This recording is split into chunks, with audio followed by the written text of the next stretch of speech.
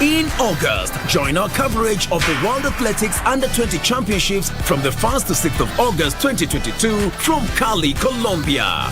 Then, in November, catch the World Half Marathon Championships on 13th November from Yangzhou, China. Now that's what sets us apart as KBC Channel 1, your true sports partner.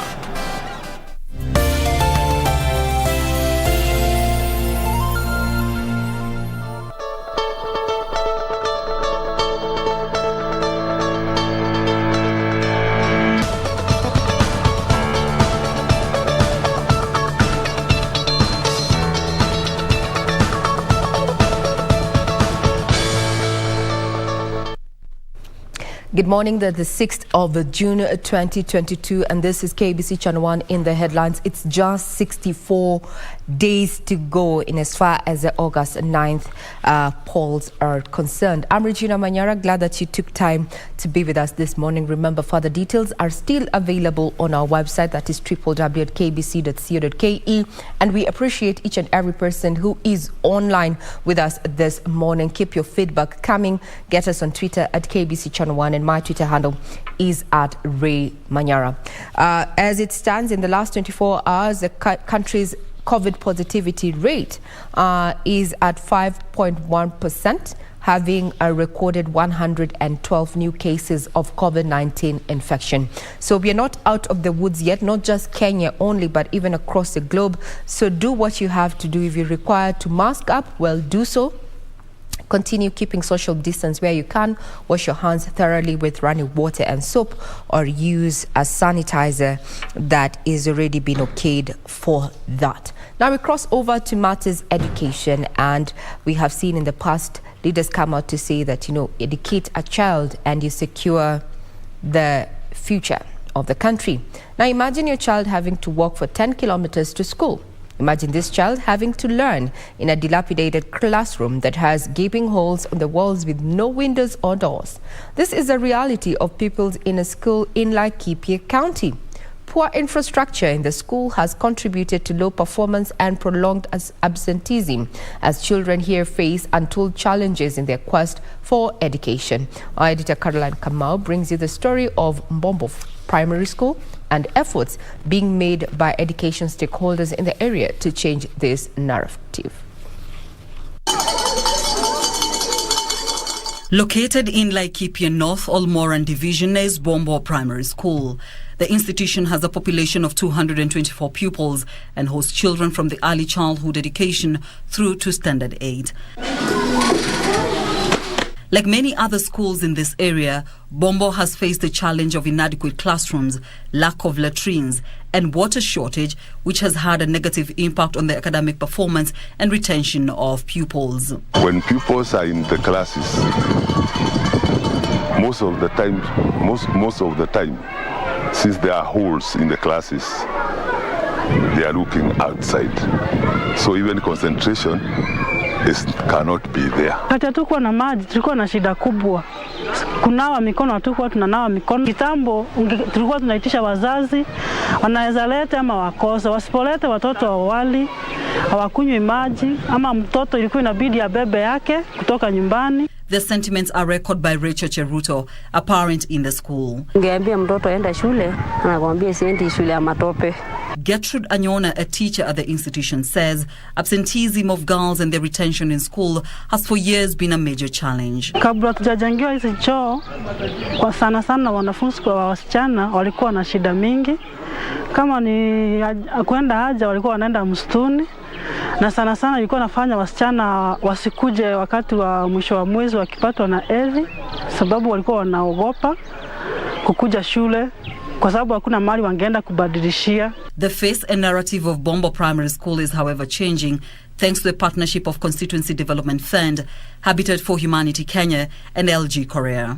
Kulingana na yale madarasa ya kisasa, watoto sasa wameanza kuja, hata wale wachanga, wale ambao hawakuwa wanapata hiyo elimu. As a community we are improving, kwa sababu changamoto nyingi kukosa elimu ni kukosa maendeleo. Na ukiangalia kwa sasa maendeleo ambayo tunayapata sasa hivi, mtoto ameanza kuinuka.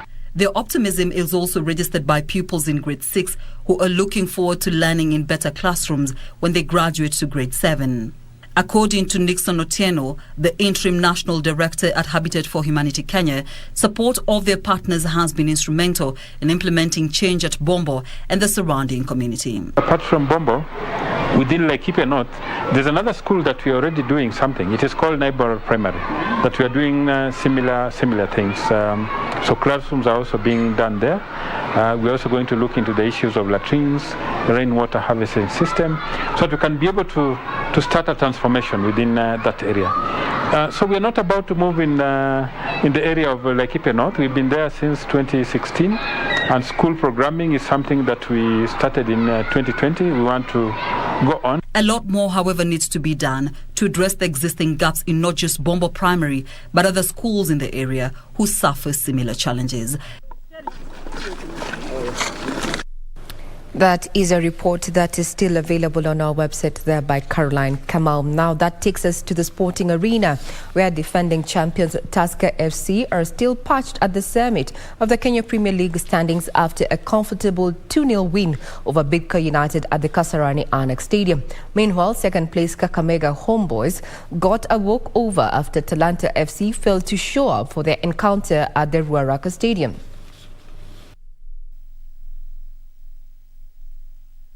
Rogers Ouma gave defending champions Tusker FC the lead in the 64th minute.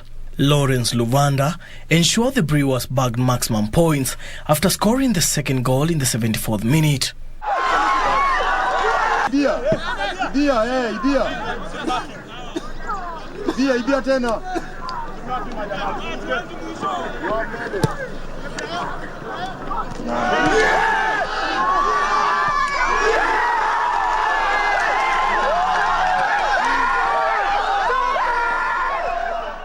Ya tulijua first half, tulijua pia Bidco inataka kubaki kwa position nzuri na tulikuwa ni game ngumu. So sisi ni kama motivation factor kwa wakifunga Tusker kama wakidraw wamefurahi. So ilikuwa ngumu, lakini tulijua second half ile energy wametumia first half wangeweza kumanage pia second half hivi. And then tuliweka pia watu wepesi nje wakija ku open game. Na tumemanage kupata ushindi through those substitutes that we make. I think first half tulikuwa more organized in terms of the way tulikuwa na defend. We were more organized. Second half kidogo lapses the defense line again, tuna concede 2 goals, very easy goals. Again, congratulations to Tusker. I think second half wamekuwa more determined than us. Then wamepata ushindi. So tuna congratulate tu. Elsewhere, former champions Gor Mahia were held to a 1-1 draw by visitors Nzoia Sugar. Levis Okelo scored for Nzoia Sugar, while Samuel Onyango ensured that Gor Mahia walked away with a point. In other matches, Kakamega Homeboys got a walkover after Talanta FC failed to show up for their encounter at Ruaraka Stadium, while Kenya Police humbled Vihiga Bullets 4-1 at Bukungu Stadium. Now, still keeping up with matters sports, McKinney School Sports Academy and Seahorses Aquatic Center bagged a lion's share of medals on the 3-day of NCCA's Swimming Gala Championship held at the McKinney School, Nairobi. The 3-day event brought together 25 teams.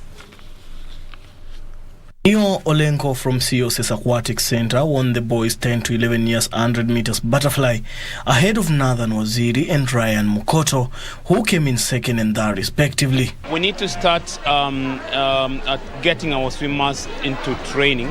The schools have got their role as well in terms of imparting education and also co-curricular activities. So we'll definitely ask the parents and the schools and plus the association to work together so that we can be able to have a platform where these children can be able to learn these skills. It's actually a big event considering that we have over 1,500 to about 1,900 participants, which is actually big. So far, so good. We have very good competition. The races are progressing well. I've done a few events and I'm enjoying it. But of course, the competition is there, hoping to get better at my times and having fun. That's what's important at the end of the day as well. Auntry Langat won the girls 14 to 15 years 400 meters freestyle ahead of Kagure Maina and Alia Wemba, who completed the top 3 positions. Training has decreased because I recently joined class 7 and I stay in school till 5:30, so I go for training from about 6 to 7. So I train on Sundays now and I'm trying my hardest and pushing towards the next gala. Over 25 teams took part in the NCAA Swimming Gala, which also acted as a season ender. That puts a cap on Matters News this morning. Remember, we are still active on our website. You can get further details of stories that have been making headlines, including the COVID updates, where government continues to warn Kenyans to continue adhering to the safety measures that had been imposed, though not much in as far as restrictions are concerned. Our positivity rate as a country currently stands at 5.1%, having recorded 112 positive cases of COVID-19 in the last 24 hours. That puts a cap on Matters News, but we're not done and dusted. We're going to be skimming through the dailies this morning. We'll be right back.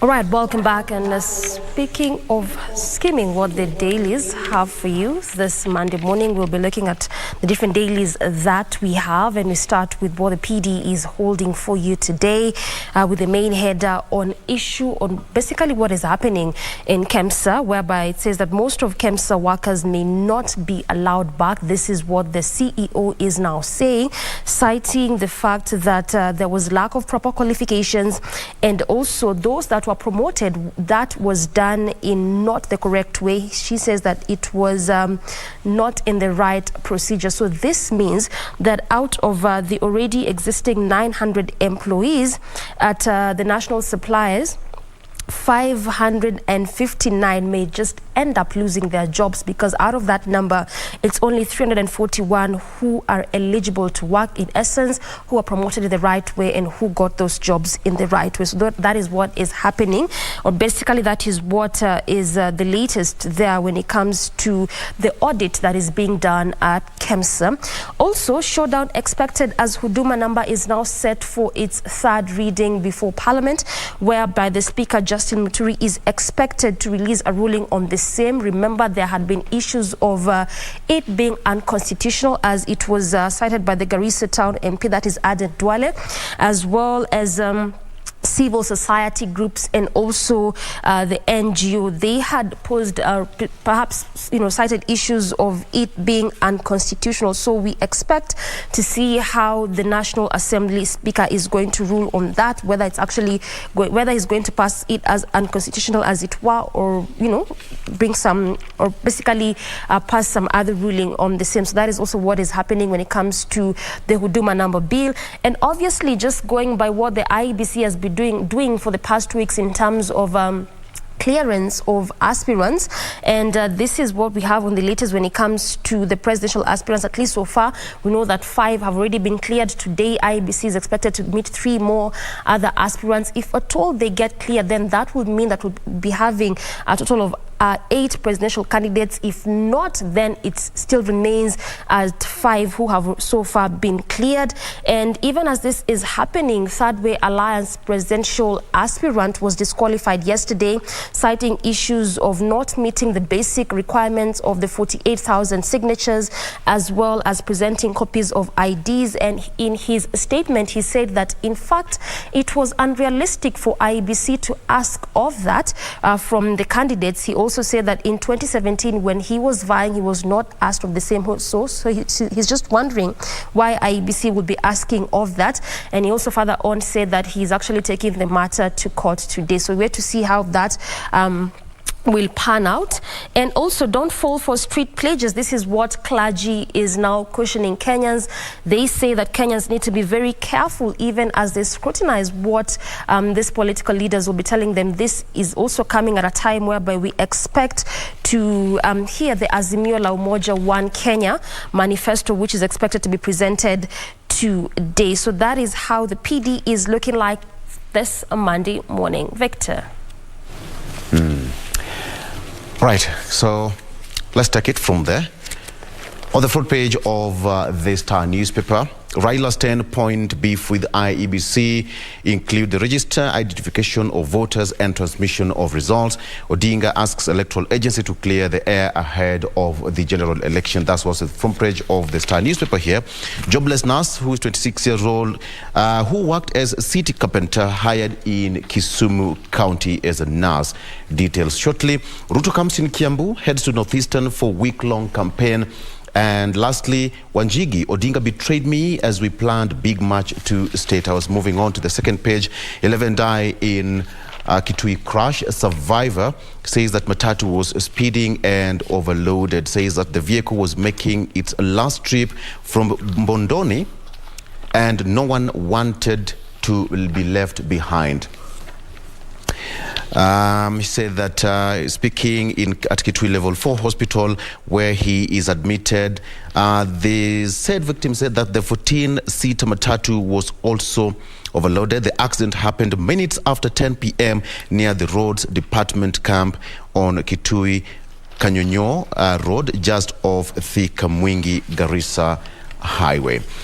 All right, Nyong hires jobless nurse who struggled as carpenter. Onditi's plight was highlighted on TV last year, catching attention of Kisumu boss, but then now his case was now forwarded to the county board, who quickly, who raised the concern with the governor. And later on, they said carpenter was invited for a job interview where Governor Nyong'o said that he performed very well. And the story says that much as this gentleman called Onditi, so to get the right name there, Geoffrey Onditi worked as a carpenter, and at some point he would have a locum at a local hospital here in Nairobi, and during the day he was a carpenter, and right now he has been given a contract by the Kisumu County government. Raila's 10-point beef with IEBC. This is something that we are going to unpack later on in the Eye on Politics. Of course, some of the issues raised concerning revolve around the integrity of the voter register, identification of voters, and transmission of results. So stick around for that. We have got two analysts, advocates of the High Court. That is Kevin Katisia as well as Nordin Kakai. Ruto comes in Northeastern in week-long campaigns. Of course, this is going to be in an attempt to collect views in Garissa and Wajir as he continues with his bottom-up economic model as part of his campaign strategy. So that is part of what we'll be discussing later on in Eye on Politics. Jen. All right, let me now run you through the front page of the Daily Nation, starting with that story that I had mentioned earlier on in the intro, where Kenya Power says they have run out of transformers. And this story has been covered here on the back page of the Daily Nation. Kenya Power is grappling with a biting shortage of transformers that threatens to disrupt electricity transmission throughout the country. They are saying they are amid procurement woes and they're struggling within the utility firm.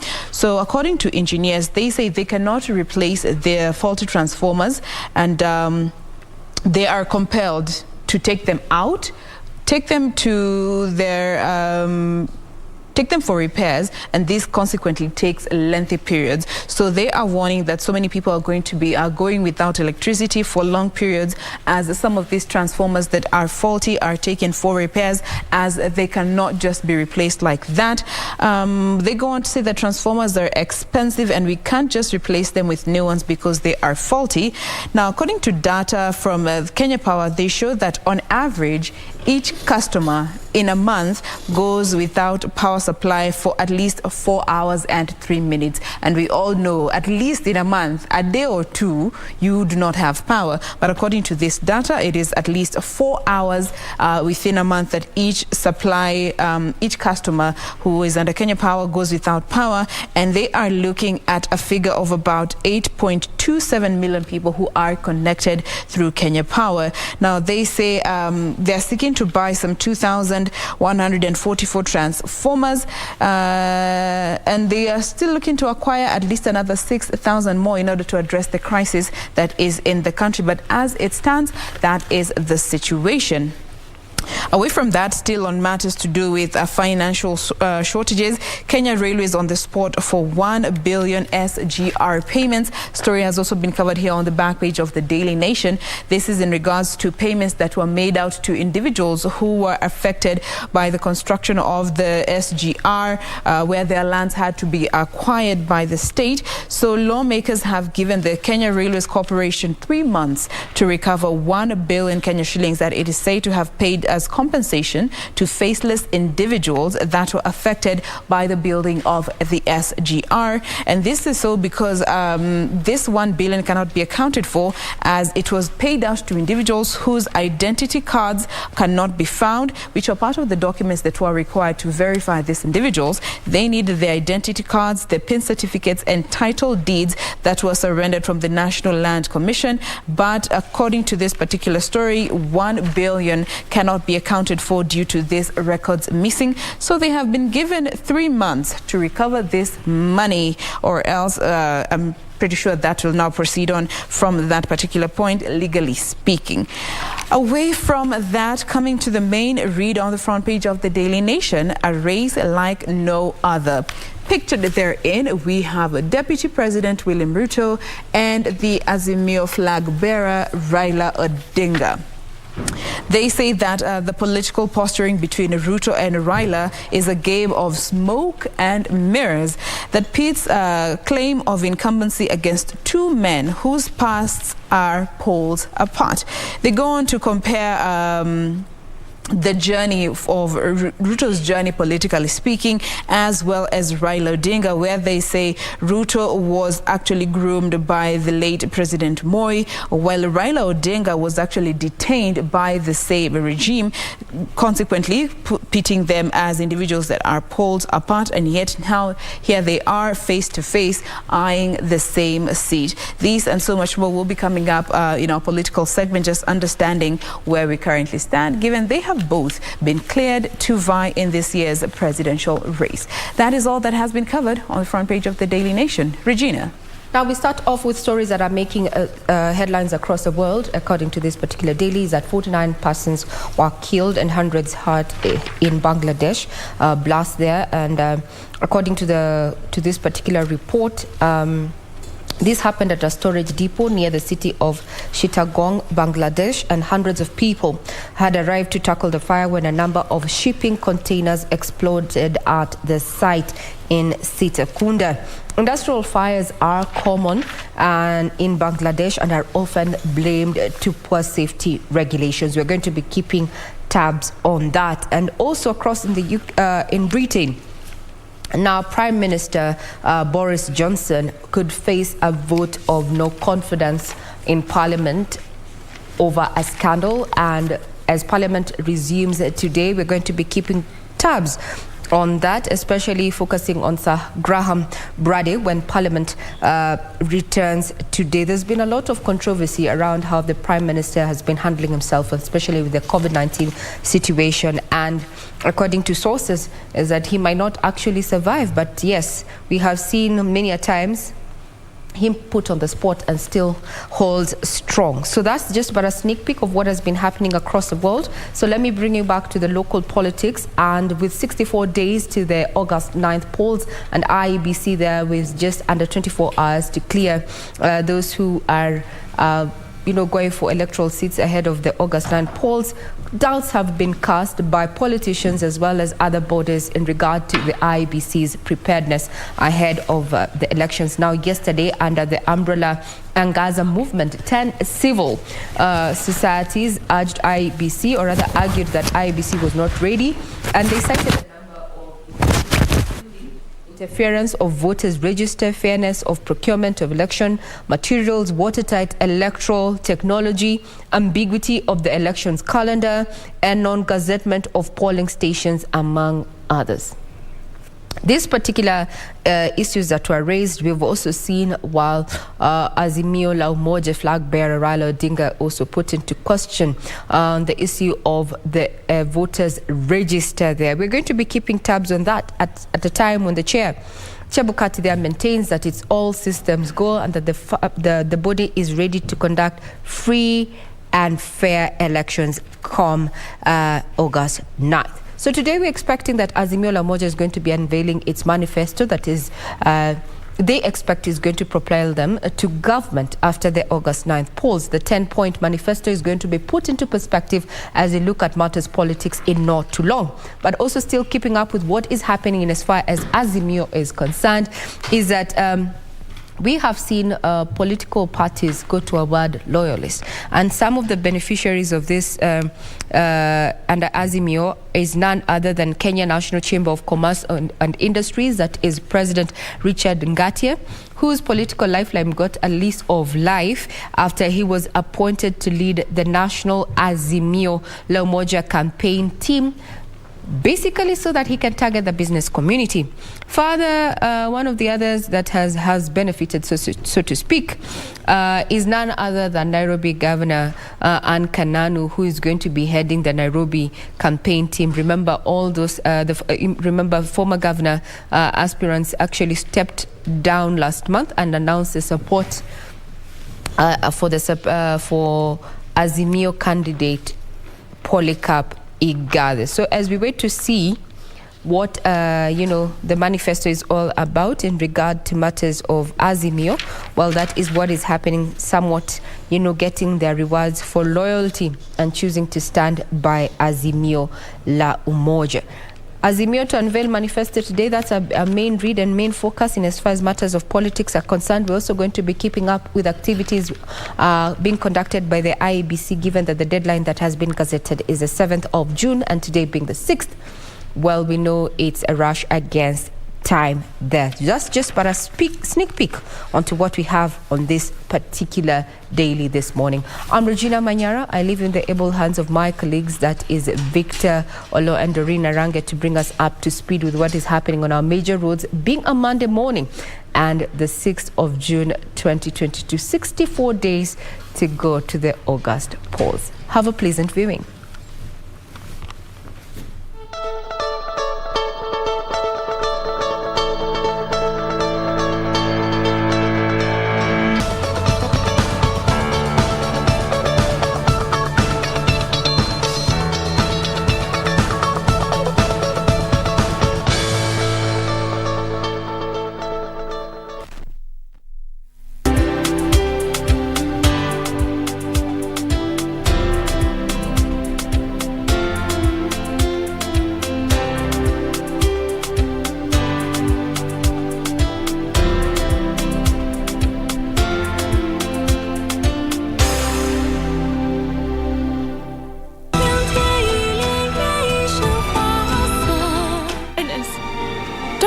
Like this on our wedding night, all right?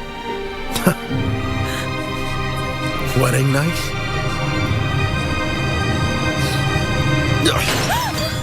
Are you willing to follow my lead? Destroy those damn Celestials so we can rule? I'll drag the Heavenly King out of heaven myself. I'm sorry for what I've done to you. I feel so guilty about what's happened. I can't forgive myself.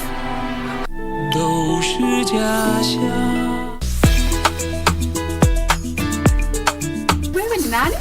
Kwani wewe ndio nani? Uko na fedha? Uko na makoloni? Pepoloni? Na hayawani. Ringa, mtu anaweza kufikiri wewe ni president wa Zimbabwe. Mimi ni princess wa nini? Wales. Hoho na filifili hata haijafikwa. Ndio unaita fisa. Usikie kitu mzuri ni vanilla. Very nice for you. Huyu ni nani? Wewe, who are you? Haumjui? Si wewe ndio umemwajiri kazi? Nani?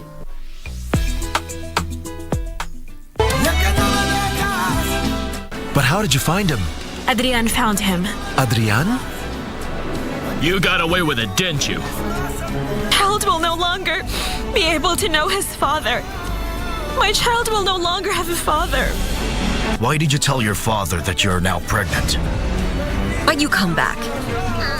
How I wish you had already been lost forever and never had come back to this house again. If the child is not yours, why did you agree to be the father? My dad committed suicide.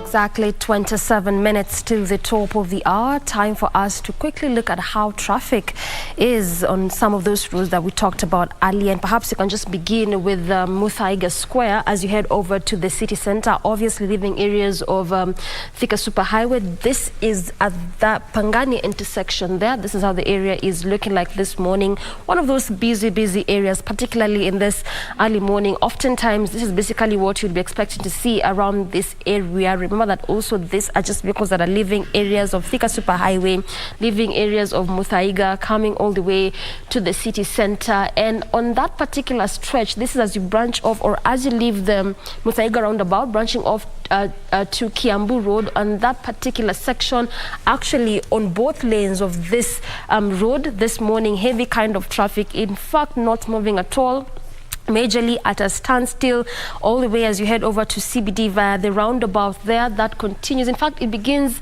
just all the way from Kiambu Road, coming all through this entire side of the road, coming to the city center through the roundabout. Again, still heavy kind of traffic, and that continues up until areas of Ngara, which is again one of those sections in which we shall be looking at how traffic is doing around that area.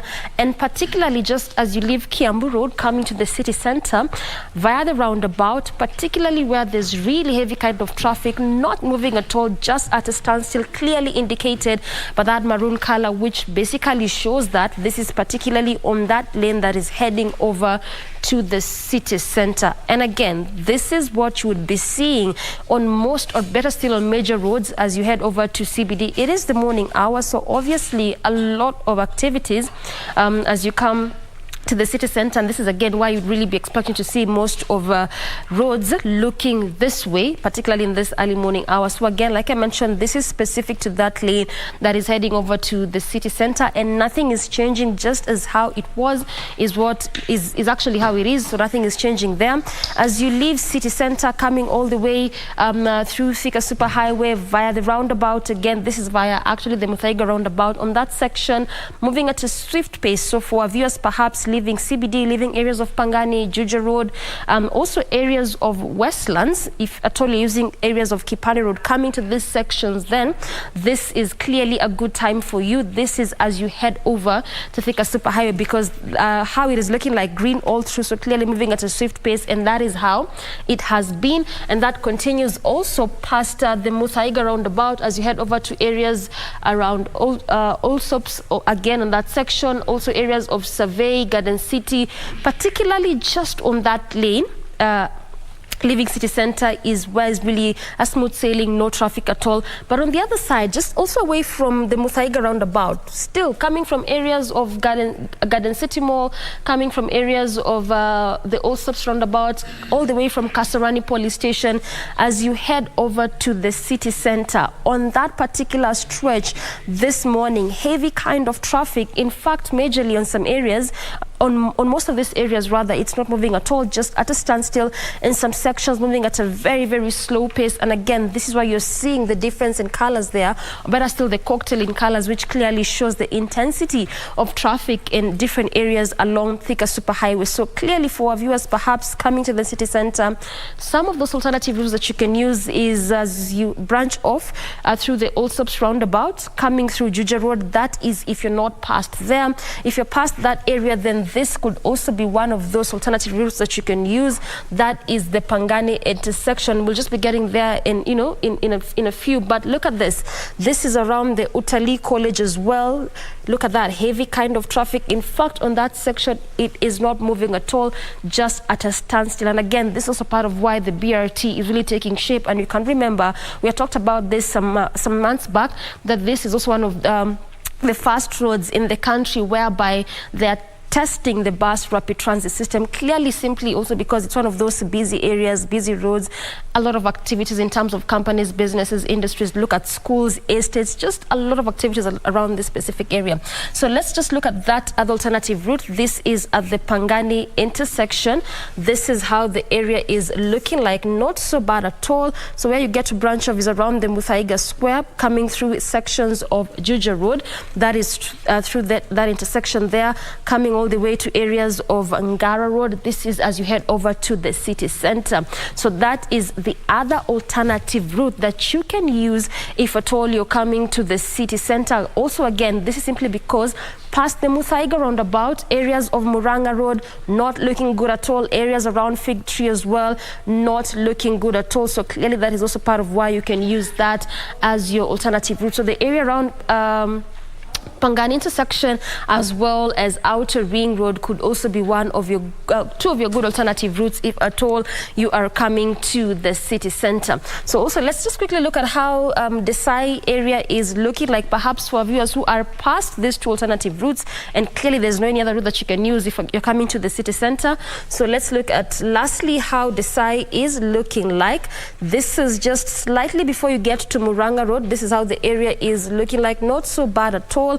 And also looks like areas around Muranga Road is opening up a bit in terms of traffic. So look at that. Yes, a bit of traffic there, but a manageable kind of traffic. And that has been well indicated by the orange color, which clearly shows that. And that continues all the way to the city center up until the Globe roundabout. So that is how it is looking like. Also Globe roundabout, not looking bad at all, given the fact that it is one of those busy roundabouts. And oftentimes you really be expected to be seeing heavy kind of traffic, particularly in this early morning hour. So that is how it is looking like this morning in terms of traffic. And just also a quick look on that other slip road there, which I was talking about. That is the side road. That is how it's looking like this morning. Again, green all through, so clearly moving at a very swift pace. So again, that is also one of those routes that you can use as your alternative. So that is how the areas of Muthaiga Square is looking like, as well as sections of Pangani, which was our focus today. And all that also just trying to see how the bus rapid transit system is taking shape. Remember, that will also be a key area of focus in terms of the projects that is being done by the state, to see how all that is coming along, and also to just see how this is going to shape how Thika Superhighway is going to be looking like all together.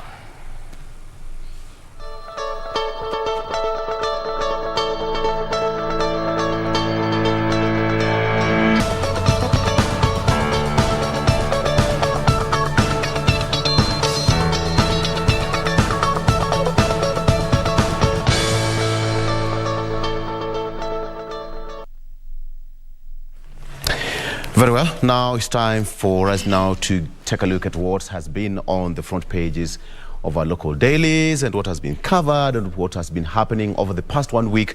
As I said earlier, it has been an eventful weekend, and moving forward, the campaign period officially is on, and we expect some kind of high-octane politics moving forward. And yes, 11 presidential candidates faced the Electoral and Boundaries Commission Chair Wafula Chebukati at the Bomas of Kenya, and only 5 of them have so far secured a slot from aspirants to candidates. And today I want us to just to go through what are some of the key issues raised during that particular event, what we are supposed to be facing moving forward with slightly over 60 days to the polls. All right, so with me in studio, I have got Kevin Katisia, who is a political analyst and an advocate of the High Court. There you have him. Good morning, Kevin. Good morning, Victor. Good to see you. Good to see you, Victor, and I'm happy to be here. Fantastic. Thank you. As well as Nurdin Kahai, who is also an advocate and a political analyst, joining me on the set for the first time. How are you, gentlemen? Nurdin. Good morning. I'm well. Thank you for having me. Karibu sana. So, gentlemen, it's now officially on from aspirants to candidates. But before we get into that, Kevin, last week but one when we were here, I think you have to denounce your sentiments. Which sentiments, Victor? Yes. You can remind me. Allow me to remind you that we talked about Honorable Kalonzo Musyoka going to the ballot, and all of a sudden things changed. What happened? Once again, Victor, even you should expect more changes, even between now and end of August. Because in politics, Victor, someone has to look at consider various factors before making a decision. And Honorable Kalonzo Musyoka had the right to go all the way to the ballot, but he consulted widely, and you heard him read his statement where he consulted the professionals, the clergy, especially the clergy, and his own party. And he was of the opinion that joining or continuing working with Azimio and accepting the offer given to him was the best way forward. So I think as a Kenyan, he has the right to associate with any particular group, and he chose to remain in Azimio, and I think that is his personal choice, and in my opinion that was a good decision, because you see energy has to be concentrated in one team so as to counter the Kenya Kwanza team. Yes, truth be told, the Kenya Kwanza team is a strong team, and Azimio without Kalonzo was not as strong as it is now. That's why you have seen after he joined back Azimio, you have seen the Kenya Kwanza team putting all manner of allegations, saying, oh, 1 million voters have been removed from their stronghold. How do they know that they have been removed and they have not seen the voter register? So I think on the issue of Wiper, I think it needed serious consultation. Because remember, Victor, the position which was being offered before was not anchored in any sort of agreement. But here you see Honorable Kalonzo and Raila and President Uhuru Kenyatta sitting down again and having to agree on some issues. Because remember, he has a large following, and he has to take care of the interest of his followers countrywide. People are mistaking him to be just having Kamba supporters, forgetting that Wiper is the third largest political party in the country. Third largest political party, with following aspirants and followers across the country. So he has to balance the interest of all these people. And if there's anything from the government, it has to be something which is substantive. Look at Kenya Kwanza, for example, and we all know that Honorable Kalonzo Musyoka's stronghold is Ukambani. Everybody knows that. What has Kenya Kwanza offered Ukambani, for example? Is there anything which they have offered Ukambani people? Nothing. Look at this position being offered by Azimio, Chief Minister, or we can call it even Prime Minister, plus other perks in the government, a good share of the government, of course. What are the specifics which were offered to Honorable Kalonzo Musyoka to make that change of tune? That has not been made public, Victor, for their own good reasons. But I'm sure him being a senior counsel and being a senior politician in this country, he was able to secure a good deal for his people. And I'm sure at the right time, maybe the same will be made public.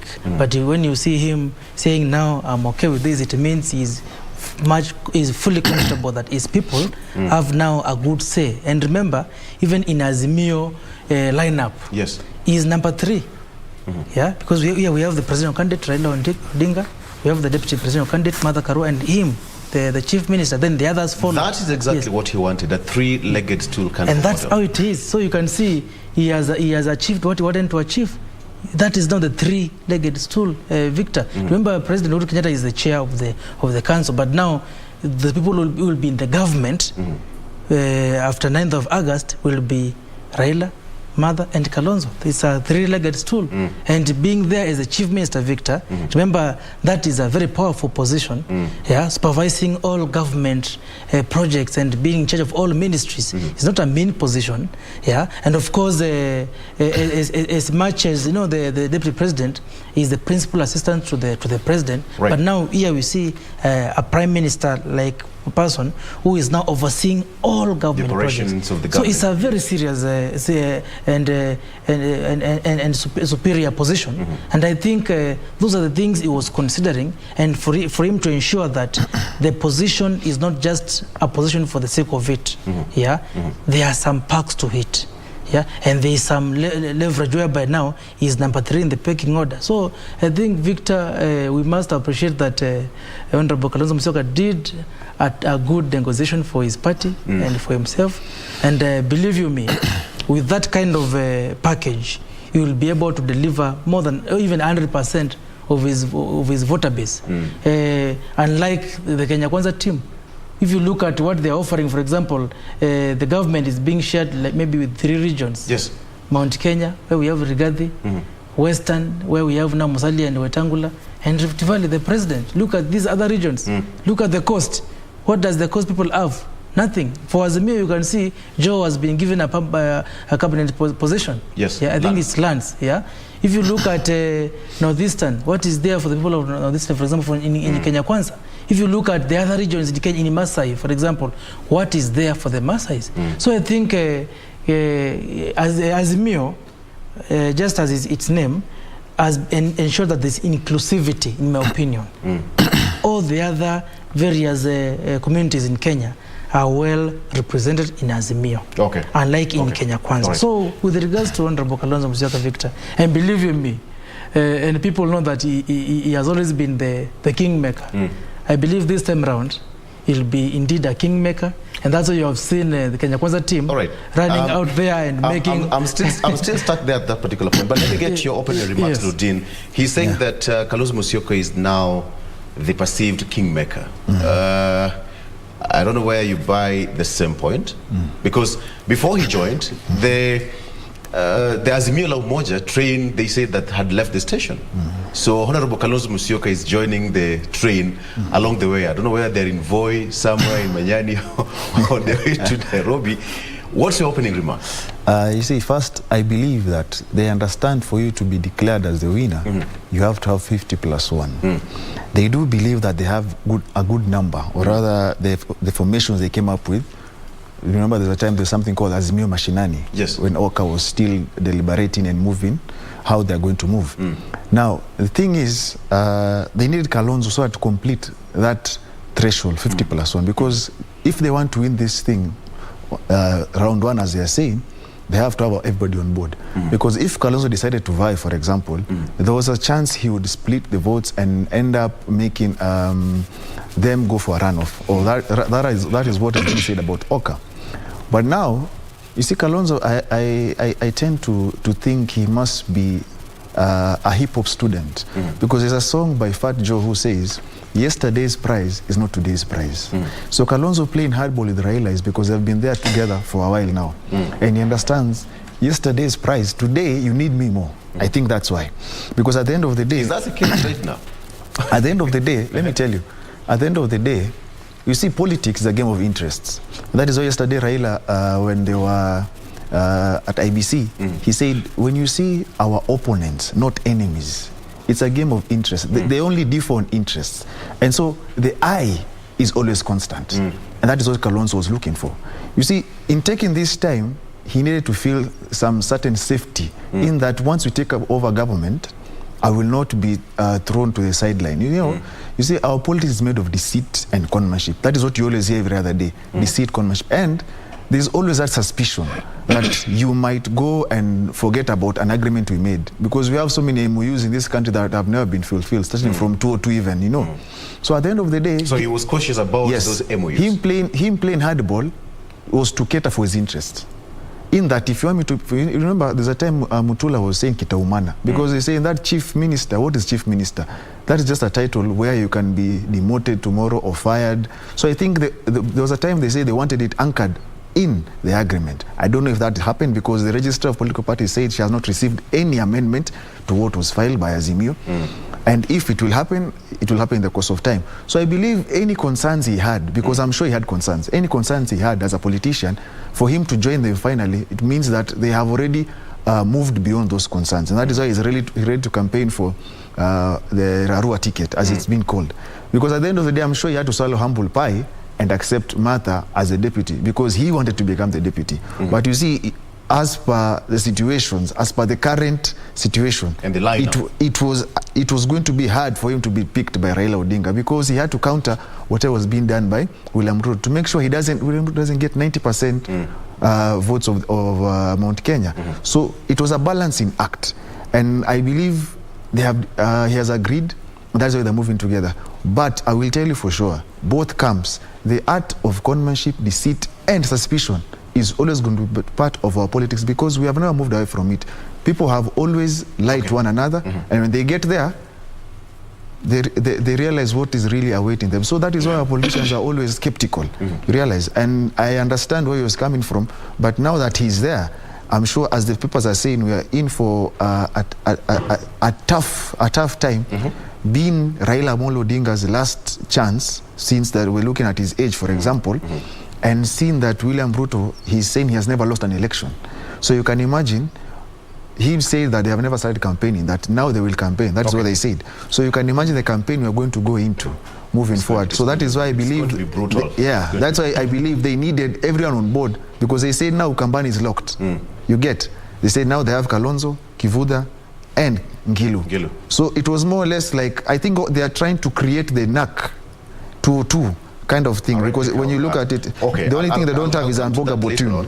I'll come to that later on. But Katisia, he's saying that Kalonzo had to swallow humble pie, because it took a lot of time for the negotiations. At some point it was intimated that they met, President Kenyatta and Honorable Kalonzo Musyoka met in the UK, and negotiations, Honorable Gideon Moi also played a key role, and a host of other legal minds were behind those talks. But did he have to swallow humble pie? I don't agree with that particular statement of swallowing a humble pie, because remember, Victor, you know, we always say that it is never done until it is done. And the only moment that the train left the station was yesterday. The train did not leave the station when campaigns began. Remember, yesterday is when Raila was cleared. So the train left the station yesterday. And with everybody on board now. Yes, Honorable Kalonzo Musyoka was there. I see where you're coming from. Yes, so he was there, and they left together. Yeah, because you know, the Raila was not a candidate before yesterday. Yeah, so the issue of swallowing humble pie, I don't agree, because you know, this is politics, and the politics is interest. Remember, we have Azimio, La Umoja one side, and Oka the other side, and these two sides are advocating their interests. Yes. Remember now, Azimio has produced a presidential candidate. Remember, even from the beginning, the name was changed to Azimio La Umoja One Kenya Coalition. Remember, in One Kenya, we had Martha Karua, Kalonzo Musyoka, Gideon Moi, Wetangula, Mudavadi. Remember, from the beginning. And of course, in Azimio, we had President Uhuru Kenyatta, Raila, and their team. Yes. And now they came together. Victor, who is the deputy presidential candidate? Martha Karua. From which side? Oka. Presidential candidate Raila from Azimio. Who is the chief minister? Kalonzo. From which side? Oka. Yeah. And you have heard even Raila say, even Gideon Moi, he will be part of the government, and the other Oka principles. So there was no swallowing of pie here, because remember, this is politics, and you never know what was going on behind the scenes. Maybe Oka was being told, we have given you a deputy president, we can give you a chief minister. So what will a tough negotiator like Kalonzo do? He had to negotiate tough and say no. Yeah, you can't underrate my following. More than 2 million voters. Eh? That is those are votes which will make somebody become a president, because you will win by around 6-7 million votes.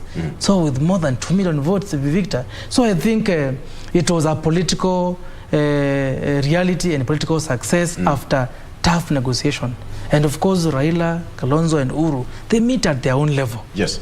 And there's a way they relate. And I agree with my brother when he says that, you can't just buy air. You must see what you are buying.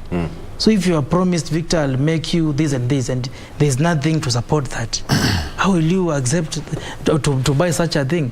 Yeah. So Honorable Kalonzo Musyoka, in my opinion, was justified to make sure that he accepts the deal if he can see the substance on it. Yes. Because if you are told, I'll make you, like when Alfred Mutua joined Kenya Kwanza, he was told he will be made a minister. What then after that? What will his people get? And even actually in Ukambani, I saw most of his followers are still in Azimio. Of course, some of them were still in Azimio even before he joined. Yes, and of course, by the law, Maendeleo Chapchap could not leave Azimio as per the law. But many of his followers, actually all of them, are in Azimio. He's in Kenya Kwanza alone, because what was there for them? Nothing. Yes. He was only told, if you deliver this and this, I'll give you CS. So I think, Victor, if you look at the politics, which has been played between Azimio and Kenya Kwanza, you can see in Azimio, of course, regardless of the fact that there are so many constituent parties, you can see most of them have been maintained. And there's something I've seen very interesting, Victor, if you allow me to go to that route. Quickly, yes. In the papers, where now Kenya Kwanza are saying they'll make sure that in every position, all the way from MCA, there will only be one candidate. And they begin to negotiate. They have said that. Yeah. The question is it possible? Because they are trying to manage the interest of the constituent parties after failing to give them a share of the government. But let's look at Azimio, for example. They have said in some areas we can manage to say, let's have one candidate, but in other areas we cannot, not countrywide. Because even in the executive, these people have been able to be given a share of the executive. So I think it's a matter of interest, and if you want me to fully support you, and of course Raila knew that he needed the full support of Kalonzo. And there's no way he can get the full support of Kalonzo if his people are not well taken care of. Because of course, even at the end of the day, his people are going to be taken care of. Because Raila Odinga was going to be the president of all Kenyans. But let me get to your point here, Nordin. What should you expect now moving forward? Because Honorable Kalonzo Musyoka he looks so happy. Ever since he joined Azimio, he's more energetic. It's like he's found some sort of life. And even the pecking order during the campaign, he's also recognized, in terms of giving speeches. He's full of energy, so to speak.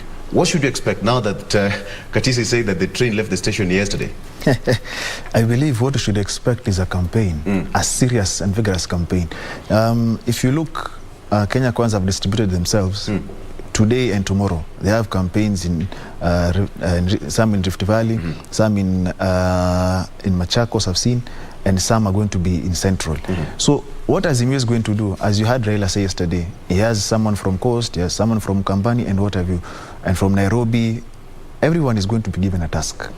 So as per today, campaigns now officially have started. What we've been going through was an illegality where people were running helter-skelter, One day in future we'll have to go back to such things, because it's an illegality. Now I believe, because even the deputy president said, if you thought we are campaigning, wait for campaign. So you can remember during the Jubilee campaigns, there was a time we were seeing he was doing 4 or 5 counties in a day. So that is what we expect to see. Azimio on the other side will have their own brigade. I believe they still have that Mashinani brigade or something, which was moving around. So after the manifesto today, I'm sure they will revert back to their constituent areas and mobilize their people to turn out to vote. Because at the end of the day, there's one thing in pulling a crowd, and there's another thing turning that crowd into votes. Because in as much as Azimio might feel that now we are there, we are going to win this thing, if your people believe they will win and they don't wake up to vote, you are never going to win. So that is why this vigorous campaign is going to be there to sensitize them, tell them, come out and vote. And there is something you just said, in that this issue of having to avoid a fallout and have every single candidate in Kenya Kwanza run as a single candidate and remove any other issue that might come up and make Azimio take the ticket. The thing is, that is going to be a tall order. Because if you look at, for example, Kenya Kwanza has a couple of parties. Yes. Let's take Nairobi, for example. There is UDA, there is ANC, there is Ford Kenya, and the others, all those small parties that are in there. Now, if you tell me, for example, to step down for him, and you promise me a government, you know, people are skeptical. What if we don't get the government? What happens to me? That's another question. That's a challenge, you know. It's the same thing that was Raila was saying back then. You were saying vote for 6-piece ODM until he realized you might say that and end up not getting the vote. So he was being told, ask for your vote down here, as long as it is Azimio. That is why you see he was saying the other day, make sure it is Azimio going down. Because if you force people into a particular ticket and they don't feel comfortable in that ticket, there is no way that person is going to win. So moving forward, I believe how they handle that and any fallout, because there might be a fallout if you tell person X to leave for Y and they don't want to do it. And like he said, I think what Honorable Odinga means is that the 6-piece, when you go to a particular region, it should be Azimio. Yes. Because right now it's like a consolidated ticket, all right? Consolidated ticket. Azimio, because all of them want to win. You can imagine now that's under coalition, because when you talk of a 6-piece ODM, we have got Wiper and so many parties within the Azimio coalition. But then now the 6-piece should be Azimio, because at the end of the day, they need numbers. Katisia, very quickly. Perhaps, you know, they met at their own level. Yes. They know what they talked about. But Honorable Kalonzo Musyoka seemed to be so happy. Yes, actually I wanted to make a comment on when you said he seems to be happier and full of energy after joining Azimio. Victor, Kalonzo has never left Azimio since when they signed the coalition agreement. He has always been in Azimio. But remember, as much as he was in Azimio, he also had the right to also go seek the presidency. Yes. Because there was no clause in Azimio coalition agreement which was preventing any person, any party from fielding a presidential candidate. So he had the right to, if he chose to go the way, he could go the way, but still in Azimio. And he has always been happy. Yeah, but of course it's a way of, you see, after now he said he will go for the presidency, and now he said it's okay. Now I've sat down, I've reflected, I've consulted, and I've agreed to back my brother Raila Odinga again.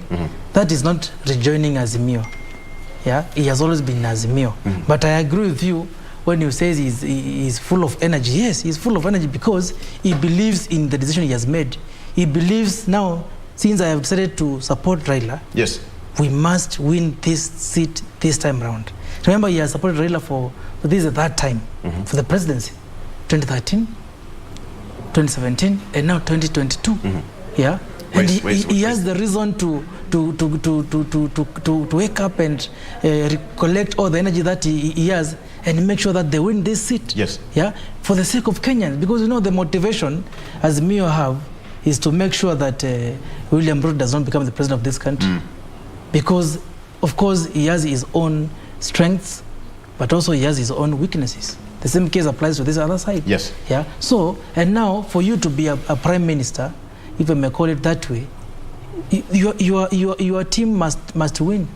So, Honorable Kalonzo Musyoka must work very hard, to ensure that his team wins and for him to become the prime minister. So I think, Victor, and I agree with the Wakili here, you know, if the Kenya Kwanza team is making a serious mistake by trying to say let's just have one candidate for every position. What will happen to the other candidates? Because remember, some of these decisions are not decisions which are made by they are not consensus. Yes. Sometimes you are told, step down. I'll give you this. You remember what happened to MC Jesse, the one for Imenti? He was forced to step down. He went independent. There is a good way of, you know, if you tell all the parties, because all the parties which have signed the agreement are constituent parties of that particular coalition, if they all produce their candidates, and when everybody is campaigning, they are campaigning for the presidential candidates, there are higher chances of the presidential candidate winning. Because if we have 3 candidates for MP in Langata, for example, none of them have their own followers. And they are saying, vote for me, but vote for Raila. That's a slip of votes. Exactly. Now, compare it to when you have one candidate saying, just vote for me and Ruto. Yeah. So he's being campaigned for by one MP candidate there. Whereas the other team has 3 or more candidates campaigning for them. So that's why even Raila had to change that tactic. And he said, so long as it is Azimio from down up there, let it be Azimio. You've seen in Ukambani, for example, Victor, when they were fighting, all saying, no, Wiper wants to make sure that all the candidates are, all the Azimio candidates are Wiper, and they were blowing all manner of noises. Yeah, and we have never heard Honorable Kalonzo Musyoka demand in Azimio that there should be no other party should produce candidates there, because he believes that his party, of course, will be able to sweep all the seats in Ukambani and other regions which are Wiper strongholds. So, Victor, Honorable Kalonzo Musyoka has all the reasons to join Azimio. Not to join, to still remain there and back up Raila, because he has always been Azimio, and have the energy to campaign for Raila. Because now these people are friends. If you look at their body language, Victor, Raila and Kalonzo are friends. Absolutely. All right. They are friends. Yes. I have to leave that at that particular point, because now what you should expect, I think, is now a done deal. We should expect back and forth. Probably whatever they talked about, or whatever the reason that made them to come together, is now a sealed deal.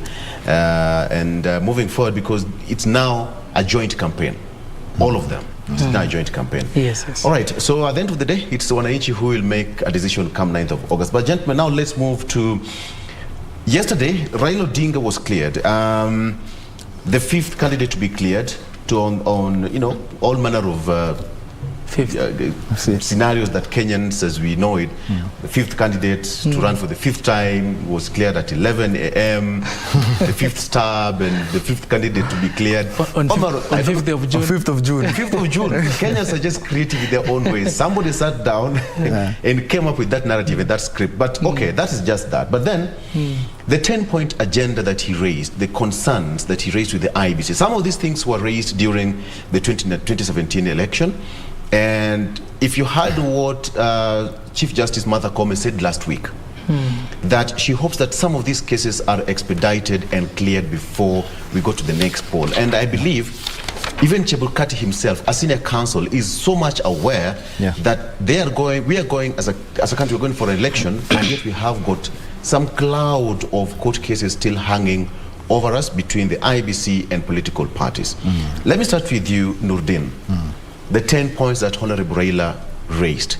Let me start with you. Your point. One of them was the transmission of results, the verification of voter register, and I'll get to the third one. But based on that, what is your take? You see, this, for example, those two are part of what made his case in 2017. Yes. And IEBC, credibility test. Exactly. IEBC was meant to also open the servers, which we are not sure if they ever did. All right? Now they say the servers are not in France, so we won't be told people are still sleeping. They say they have them here. Well, now, the voter registry, for example, is meant to be cleaned and meant to be published. That is yet to happen. All right? They say they are going to do it, and they are time barred. Now, you remember in nullification of the elections in 2017, Maraga said that an election is a process, not an event. So if the process to the event is flawed, it makes the event an error, you know. So at the end of the day, IEBC is time barred to try and make sure that people see a free and fair election. That is what Raila was saying. They have to deliver a free, fair and credible election. Because if not, then it brings back the issue of integrity. All right? So moving forward, because not just Raila, even the deputy president raised some concerns, all right, the other day. You know, as a politician, you raise what you feel does not favor you, for example, or what you see might impede your victory.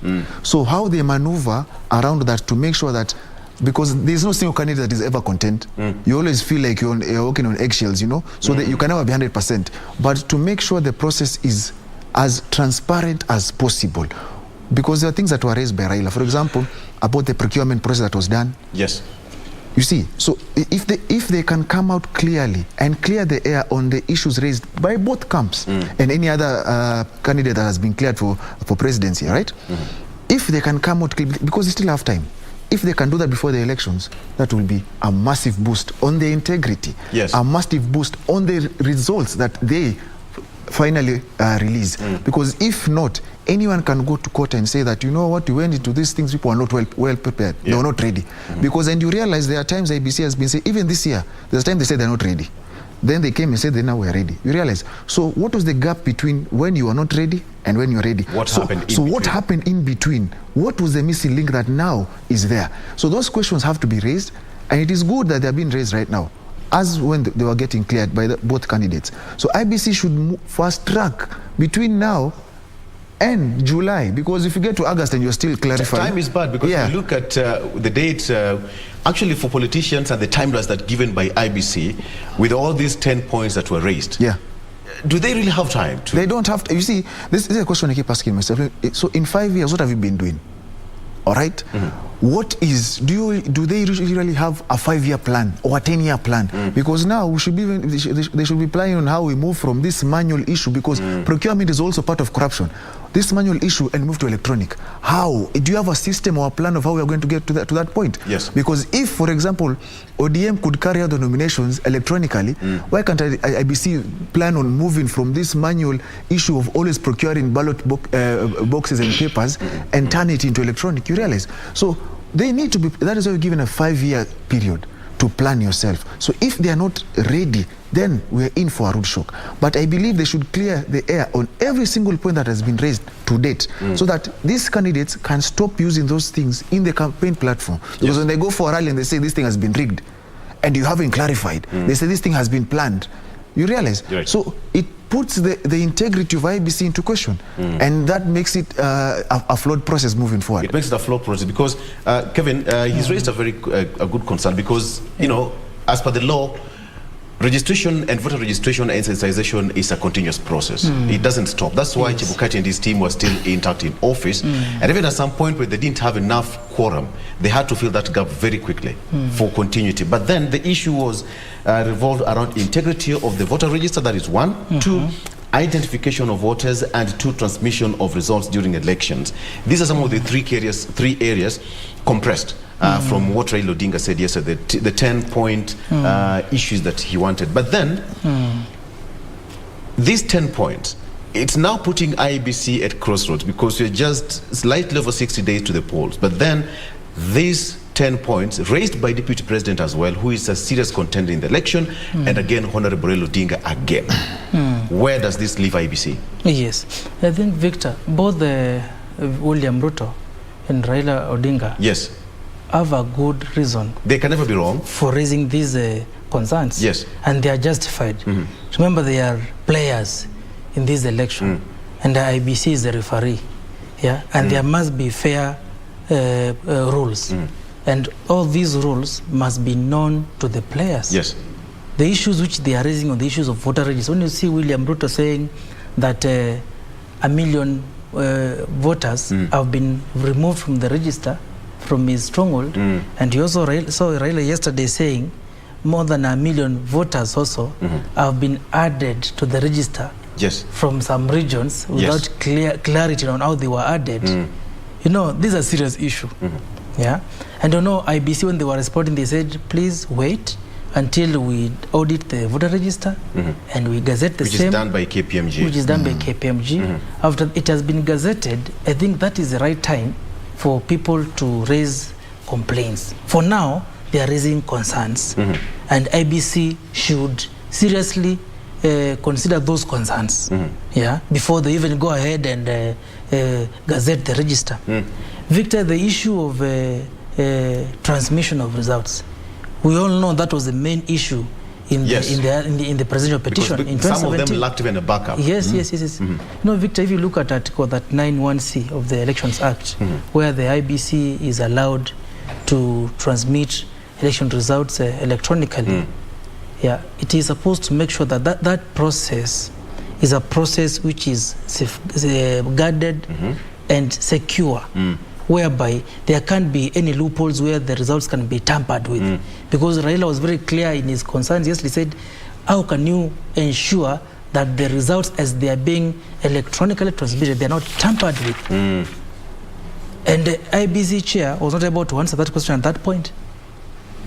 Yeah, because if 1,000 people vote here, Victor, and the results which reaches the tallying center are tampered with, yes, then how do we ensure that that is okay? The other issue of the voter register, IEBC was saying we are going to use digital register and disregard the physical register. Then Raila was asking, but what happens if this digital register there's a breakdown? Yeah, there's a breakdown. Is there a backup? Is there a backup? That's a genuine concern, Victor.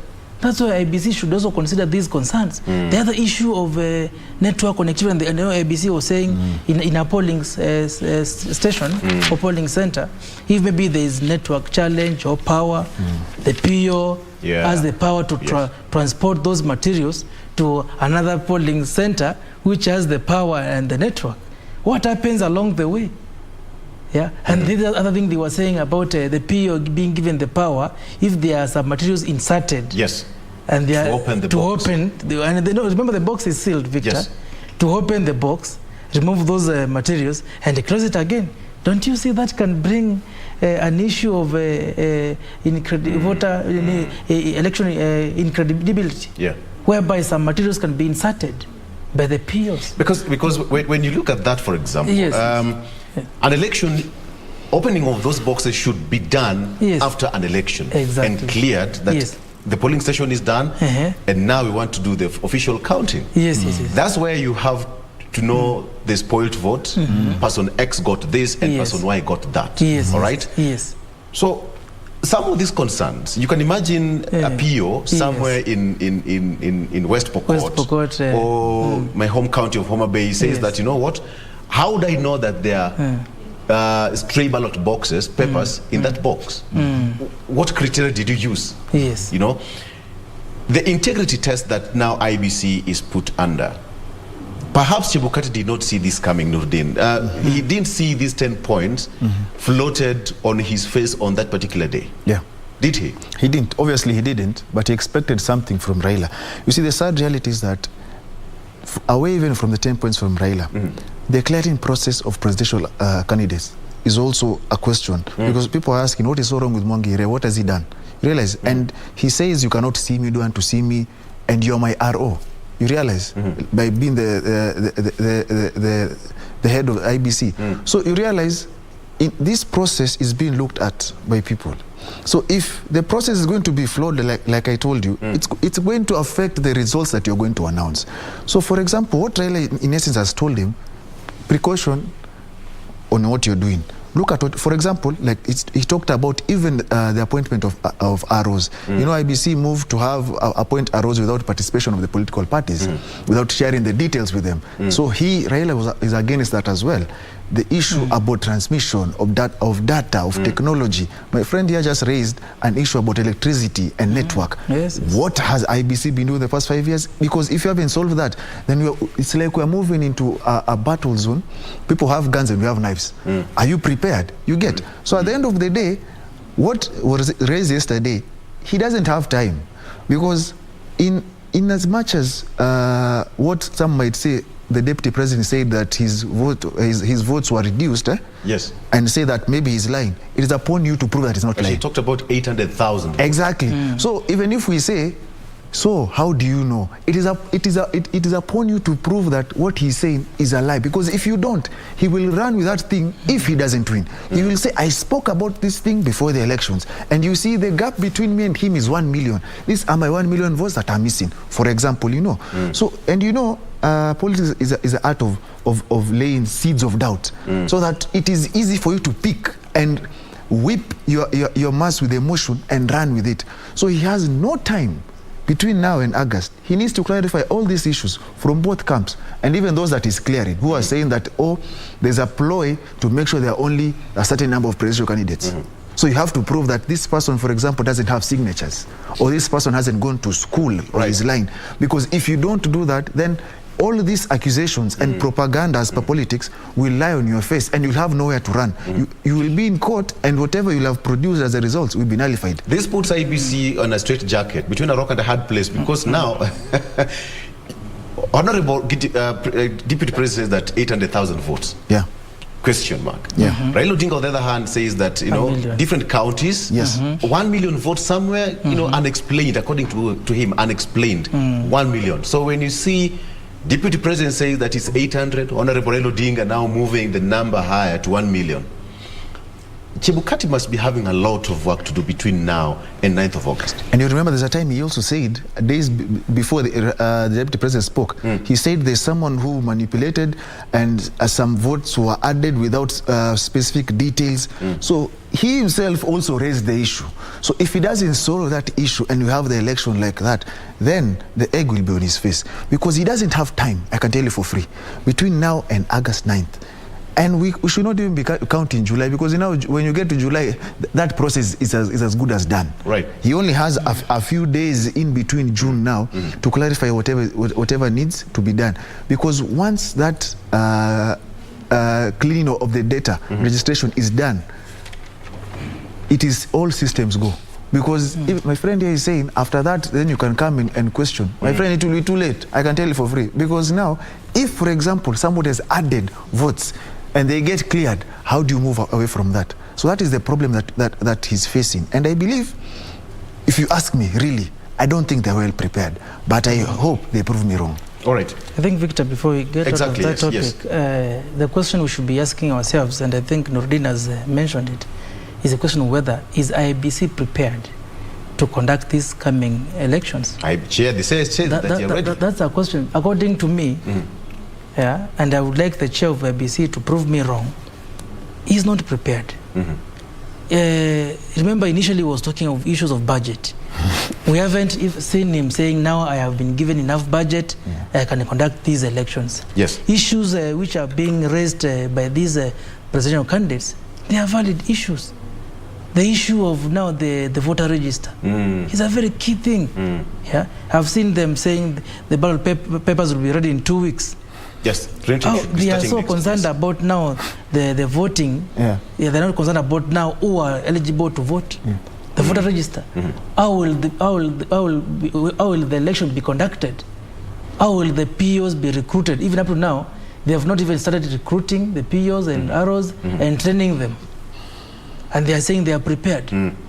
I think as the presidential candidates are doing their campaigns, IEBC should sit down, put their house in order, and prepare for these elections.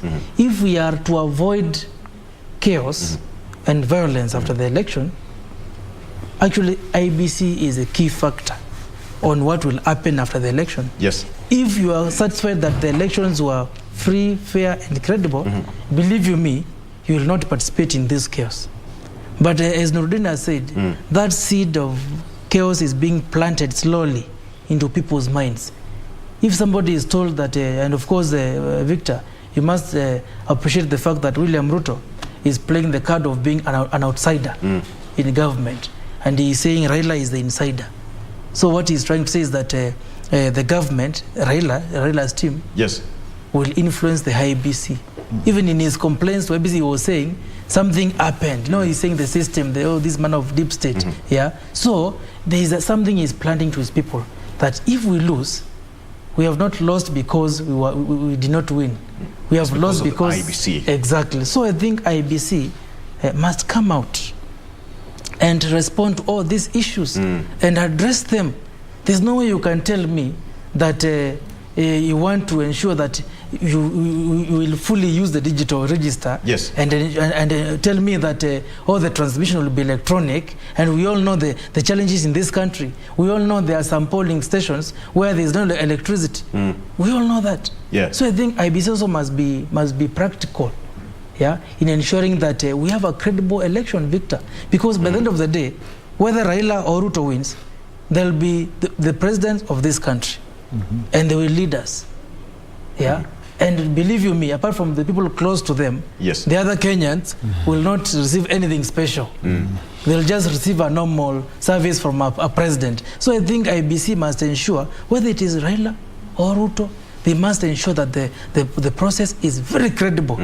Let them strictly adhere to the Elections Act and the Constitution, Victor. Because no, these candidates have their rights, and their rights must be safeguarded. So, Victor, and this, yes, I'm repeating this for even a fifth time, and I said it before when I've been coming here.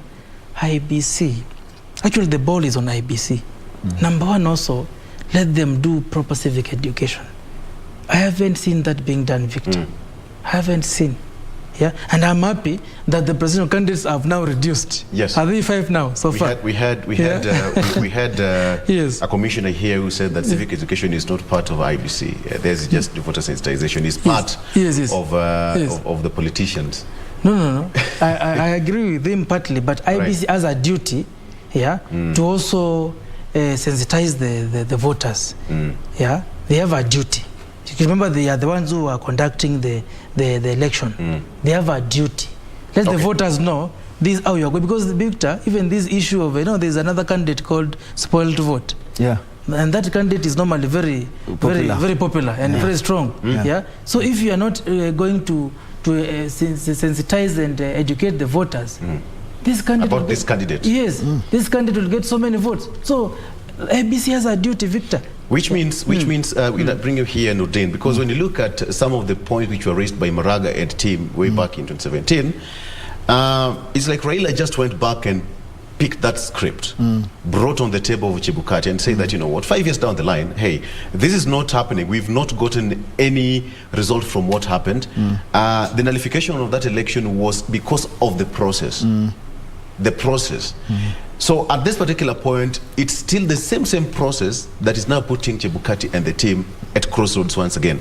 Because number one, let me say this. For example, one of the issues Raila said was an amendment the ODM boss insisted that will determine the credibility of the polls, whereby Raila also challenged IEBC sponsored amendment to the electronics regulations to give itself exclusive mandate to appoint election officials, including POs and ROs and their deputies at the constituencies and counties.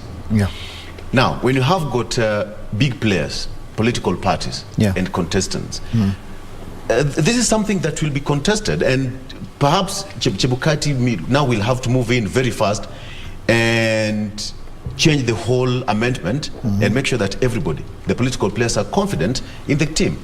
You see, the election general regulations stipulate they need to share details with the political parties. Yes. So when you move to change that, what is the motive behind it? You get that also is sinister. Someone will look at you, what are you up to? Because why do you have to have this exclusive? The eye in independence doesn't mean you work to the exclusion of everyone. Yes. All right. You need to work as a team player. For example, if the law is saying you share details with political parties, what is harm in doing so? Because someone will say, you know what, this IEBC actually, remember the deputy president the other day with the EU ambassadors? Yes. He said that IEBC is not independent.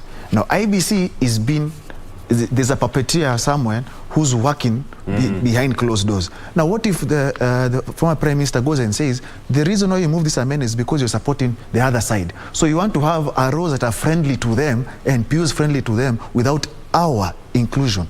How will you defend yourself when you're before court? And so these small issues that they get themselves into are what are going to cost them this election. That is why we are saying this. You see, in Raila taking these 10 points is because when they were raised in court, to date, IEBC has never addressed any of them. They have never come out and said, the server is open, for example, this and this. This is what we have in there. The transmission we've done, this was a problem, now we have done this. And perhaps if I can just quote one of the commissioners, Commissioner Nyangaya. He said that the servers were opened. He said that the servers were opened before 5 p.m.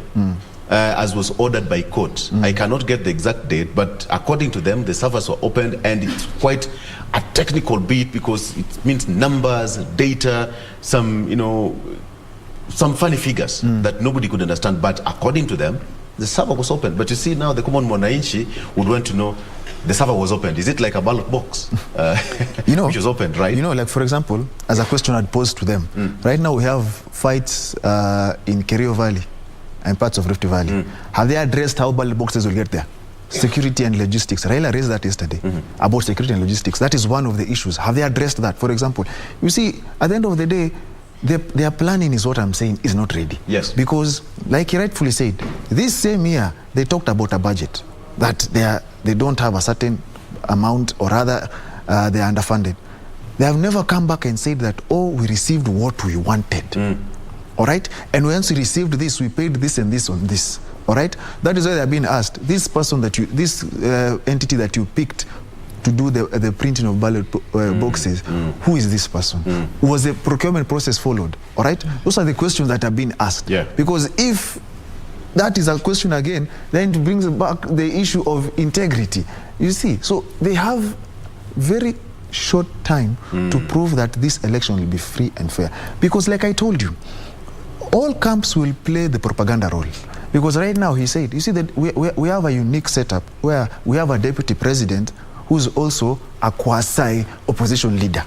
So right now, he's playing the role Raila used to play. This election is rigged. This election, oh, come and save us. You realize? At the end of the day, you have to show that they align and that this is a true position. Because if you don't, I'll tell you for free, they will run with the narrative today, tomorrow, and past 9th of August. And you see, we have a problem in our country in that we have this euphoria thing. People follow blindly. It's the same thing as when we were passing the constitution, people said, kama Raila amesoma, mimi nimesoma. We have those suicidal supporters where if person X says this is it, you take it as a gospel truth. So they say this thing has been rigged, we won, and they lied. And that is... And now that's exactly what you said, but that Chebukati has an uphill task to prove that everything is fine, to assure the country, because at the end of the day, the buck stops with him. Because look at it this way, Raila says that 1 million. Deputy President says 800,000. Those are huge numbers in an election. We are not talking about 20,000, 25,000, or even 10,000 votes, but in their hundreds of thousands and a million clock.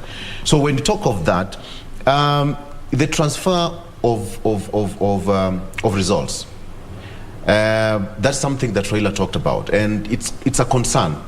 When you don't have a backup, when there is a 4G network coverage, that's what they're talking about, because they say that a returning officer, a constituency returning officer or a presiding officer would be given that mandate to move from location X to location Y, or a polling station where there is a network coverage to transmit that result. But then now, when in a situation where you're not able to transmit the result, you must have a backup. Are you going to transmit these physical papers to Bomas of Kenya, or what would be the solution? Those are some of the questions that I want us to answer after we come back from this particular break. All right, we're still having that discussion, 10-point discussion that Honorable Raila Odinga raised yesterday. I'm still in studio with Kevin Katisia and Eugene Khai, still dissecting these matters one by one. We'll be back after this break.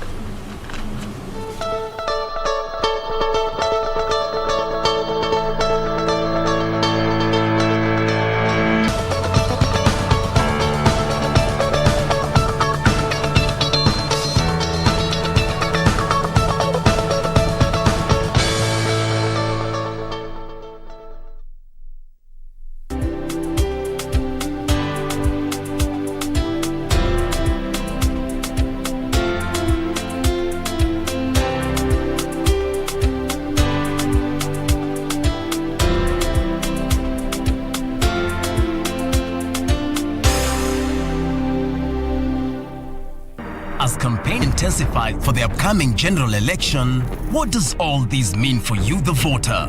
What do the candidates have to offer?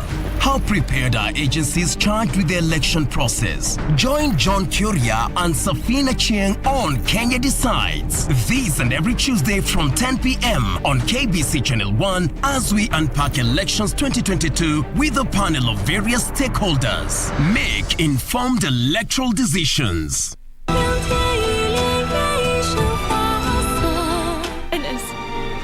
Talk like this on our wedding night, all right? Wedding night?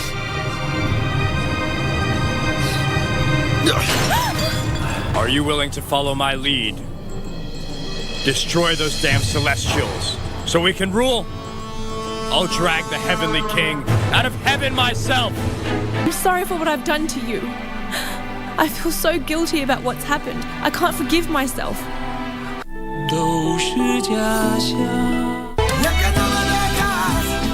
But how did you find him? Adrian found him. Adrian? You got away with it, didn't you? Child will no longer be able to know his father. My child will no longer have a father.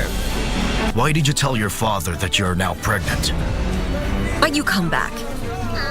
How I wish you had already been lost forever and never had come back to this house again. If the child is not yours, why did you agree to be the father? My dad committed suicide.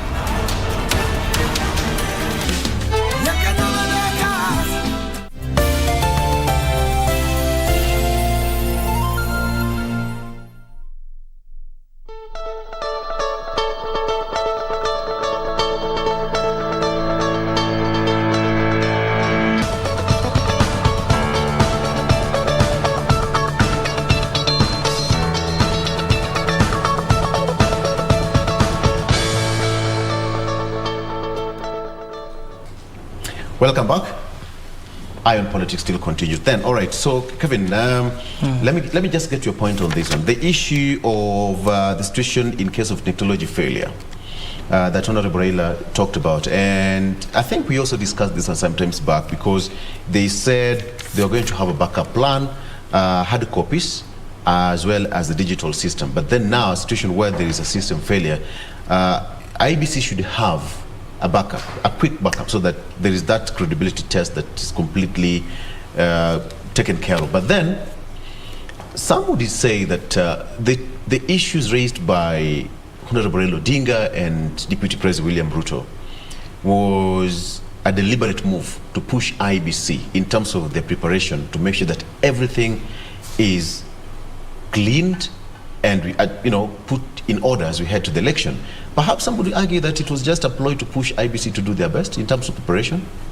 I think, Victor, I agree with that person who says that this is a deliberate move, because remember, both Raila and Ruto have no evidence. Even Raila yesterday said he has no evidence to confirm that 1 million voters so as they have been still added. Allegation. Yes. Even Ruto said he has no evidence, but he will get the evidence. He will look for it. So I think it's a deliberate move of them to push IEBC to ensure that everything is proper. Victor, when it comes to conducting an election, yes, we agree, IEBC has the mandate. But now these other titles they are giving themselves, exclusive mandate, I fully disagree. The use of the word exclusive is where they are getting it wrong. IEBC cannot say we have exclusive mandate to appoint election officials, to conduct everything. They have to transfer. Now they are giving the PO the power to even open a ballot box. No, they are wrong. They have no exclusive mandate, but they have the mandate to do that. What they should do, they should work hand in hand with the candidates or their representatives. That's why the candidates have their agents. If the agents agree, okay, gentlemen and ladies, there's no power here, or there's no network connectivity, we have to move to this other polling station. How do we do that? They can consult and say, okay, let each agent of each candidate get into the vehicle which is carrying the ballot boxes together with the election officials, and they go there, they open there, and they work together. So that is the right way to go about this issue. But when they say we have the exclusive mandate, I think they're being dictatorial here. And anybody who loses, even if Victor you lose, but the process was not fair, you'll say I won. Yeah. So I think even with the issue of transmission, I think it is important for IEBC to also, you saw the spat between Chebukati and Chiloba on the issue of network connectivity. And Chiloba was saying, it is upon IEBC to ensure that they have the network. Us, what we do is to ensure that the providers are regulated. We can't force Safaricom to provide network or to ensure that there's network connectivity in certain area. It is for the IEBC to do that. Yeah. So I think IEBC must confirm to all these candidates that everything is in place. Yeah. And my advice to them would be, let them have a plan B. If they are planning to do digital voter register, let's have the plan B of having the physical register. If they are planning to do the electronic transmission, in the case there are challenges. Yes. Yeah. And even some of those officials are not even good in technology. Yeah. They have to be trained, for example. Or maybe something can be, they are hackers also. Let's not forget they are hackers. Yes. You are transmitting a result, along the way it is hacked and changed and manipulated. Yeah. So I think, Victor, as much as assurance that Honorable Raila Odinga wanted for the credibility of that election, and the transmission of results. Yes, Victor. As much as we want to embrace technology, and my learned friend here can agree with me that the technology has really helped the judiciary because you can do 6 cases in a day at your office. Right. Yeah, as much as we want to embrace it, sometimes there are challenges. Yeah. And IEBC must be alive to that fact. And you see, when Ruto says that 800,000 voters have been removed, and he loses by that number, Victor, yeah, he will say, you see, I told you. I told you. And Raila, if he says, I've won, and they are, he say, a million. 1 million. You see, so I think it is a matter of IEBC proving to Kenyans. What IEBC should do, and I think they'll do that. Ordinarily, after candidates have been cleared, they normally have meetings. The way they had the other meeting at Pomas, and they have to discuss on how the game will be. And they have to make the audited register public. Yes. And because, this issue of server, Victor, and I agree with my little friend here, we don't know all about this server issue. They have said, no, the server has always been in Kenya. It has never been in France. Was it open? We don't know. It is the property of IEBC. Yes. So many stories. Yeah. And they were ordered by the court to, Victor, I personally, I participated in the presidential petition in 2017 on the NASA side. And those servers were never opened. Let nobody lie to you. Those figures which you saw Senior Counsel Otienda Molo elaborating in the Supreme Court, I'm sure everybody saw the way we used the mathematics, and people are confused what is happening. Those servers, Victor, were never opened. So perhaps I would argue that it was a complicated kind of a system. That's what they were saying. For a layman to read. But before we get to that level, why can't we ensure that even a normal Kenyan can see this thing has been fair? Even a normal Kenyans, why can the process be conducted? You see, this rule of ensuring that the results are tallied at the polling station, there are those forms which are filled, and then now that they are transmitted to where the arrow is, from the constituency tallying center now to the main tallying center. So let it be so transparent. Actually, Victor, here the issue is transparency.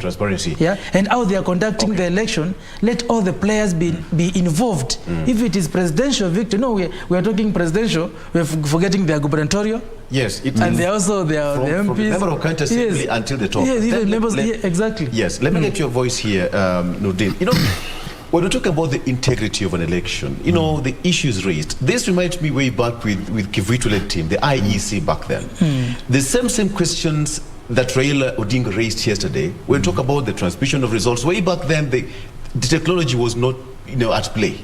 It was the physical paper. The returning officer would declare, and then ferried to Bomas of Kenya or KICC. Actually, it was at KICC where Kivitule team was based. And that's where an election was announced. And remember, Honorable Kifito, the late, said that something is happening, or they are cooking figures somewhere. When you flash back and you hear now Raila Odinga speaking this one years later, perhaps it puts the process of an election in Kenya to be that difficult, and the doubt that is around it can never go away anytime soon, even after this election. He's a person who has suffered courtesy of those acts, So that's how to put it that way, right? So he also has to cover his bases, and make sure that this time around, for him this is crunch time. So he has to make sure that this thing is watertight, or rather is telling IEBC, are you sure what you have done is watertight? If not, go back to the drawing board, because now we've raised certain issues. He just talked about hacking, which is a reality. Exactly. We know we live in an era where people hack, you know. So how hard would it be? You just need to invest in technology. And these politicians have money, you know, and both camps have money. To invest in software and technology of hacking, you just need a good person to do that work. So at the end of the day, they need to make sure that their transmission is watertight, all right? Or rather, they can protect it. And they also need a backup, because if you don't have a backup, now this thing will also fall on their face, you see. So at the end of the day, IBC, I'm pretty sure, like what the way you put it makes some sense, because IBC, rather, the silent language be told to them, go back and check your systems. If you think they are okay, just go back and confirm. If they are not, do something extra. Or maybe someone might have gotten information on what you intend to do. Yes. So go and change tact. Because if you remain the way you are, someone will infiltrate your system. Are you trying to say that politicians were ahead of the IEBC? Or they might not be. You see, it's more or less like, you know, these things that tell you, open this site and what have you. Right. Sometimes everything is okay. Until you go and open, that is when you give them access to what they want. So in short, what I'm saying is, if they believe that whatever they have is in order, let them maintain it. But if they believe there's something they need to add, let them do it. Because this election has to be won fairly. So that anyone who loses, let's not just look at the presidential, going down as well. Anybody who loses doesn't have the gall to go out there and force people into violence. Because at the end of the day, someone needs to see that I have lost this thing fair and square. You concede and you move on, all right? Because we have to have a country on the 10th of August. Life has to go back to normal. This issue of voting and extending this issue for 3, 2, 4, 5 or 1 year does not help anyone. As it is, the economy people are suffering. So the more you extend this thing, the more the suffering continues. So politicians need to understand there has to be a life post 9th of August. Because these things, it should never be a matter of do or die. If you're trying to help Kenyans and solve their issues, if the IBC announces a result that are free and fair, and you realize that you have lost, my friend, just walk away and let people move on. You have your time to plan and come back. But IBC, like we said, IBC needs to put its act together. Because in those 10 concerns, 1 or 2 might be valid. And somebody can take you to court. And someone will take you to court because they will say, we raised these concerns before the election. You did nothing, and we're here because of that. So you need to cover your bases as well. Because if they don't, then they'll find themselves in court. And this will automatically nullify an election, which is expensive as it is. But are we ready to get to that point of an election being nullified? It was the first one of a kind in Africa in 2017. Now you see, if they do not work as per the law, it will be nullified. That, and I'm not lying. You can ask him. If they do not work as per the law, if the process is flawed, there's no election there. We'll have wasted money that would have been pumped elsewhere as a country. So they need to make sure that the taxpayers' money is not wasted. Because we also have to come to a point where, you see, I remember back when the commission was being filled, the vacancies. You see, we're talking about the integrity of the election. It starts with the person in office or the people in office. If they don't have integrity, these malpractices will occur. But if the threshold for integrity in IBC is high, which we need to raise, by the way, this issue of malpractice, issue of suspicion will go away. So we need to look at as Kenyans, aware of how we make sure that whoever goes to become a commissioner in this commission, the integrity threshold has to be high. So we avoid issue of any malpractice. Absolutely. Thank you for that. That's a good point. Katisia, you know, as he's putting it, then it means that Chebukati must be scratching his head wherever he is, because with all these 10 points, just miss one, it's part of the preparation of an election and conducting an election. Someone will head to court. We have got activists ready with papers as we speak. Yes. And Victor, you know, in 2017 when the elections were nullified, if IBC was any other defendant, Nordin can bear me witness, they would have bared the cost of everything. Remember the way my brother said, these elections cost a lot of money. The repeat election in 2017, October, it costed billion. A lot of money. This is taxpayers' money, Victor. So IBC must be responsible enough. They must tell us what have they been doing since 2017 to date? And Raila has raised serious good concerns. Right. He's asking them these issues which were raised actually by the court in 2017. What have you done about them? William Ruto is saying this because they introduced this aspect, and it is a legal right of every Kenyan to be transferred to where they want. Yes. But the process must be followed. Yeah. And I saw so many people applying for transfer, whereby there's a form, and actually it was very strict. You have to go to the constituency returning officer. Those are the ones who are now approving the transfer. Yes. So the forms were filled. Yeah. But if somebody was just transferred Kenyaji and the law was not strictly followed, what happens? Yeah. So I think, Victor, in a nutshell of what we are saying, and now you see even the presidential candidates and other candidates have shifted from campaigning on their policies. Now they are talking about IEBC. And that's why this issue of outsider and insider is coming out. Because Kenyans are saying, Ruto is saying, Raila is an insider in government, where I was kicked out, I'm an outsider. So IEBC, what they're saying, the government will influence IEBC to just regain this insider. That's what the Kenya Kwanza team is saying. So Chebukati has an uphill task, Victor, as you have said. He must prove to Kenyans, not to Raila and Ruto, or other candidates, to Kenyans. He's actually doing that role for the Kenyans. He must prove to them that we are fully prepared. Even before he talks of printing ballot papers. Yes. Which even starts next week. They've said 2 weeks. Yes, so are they even prepared with the register? But according to them, they're working as per the timeline, no. Some of the things. Yeah, that's true. The timelines are okay. Yes. But also, Victor, IEBC must also be fair in how they make their decisions and how they operate. Yeah. Look, for example, sorry to divert a little bit, the issue of the Governor Sonko, for example. All along they knew Sonko had been impeached. And they knew his name was submitted by Wiper. All along they knew that. Yeah. All along they knew that. Yeah. Then now, was it on Saturday? Yes. They are saying. And you see, I'm coming. You're coming to that issue. I'm coming to that. Thank you. As part of the integrity and the chapter 6 of the Constitution. I'm coming to that. But let me just get your closing remarks here, Nordin.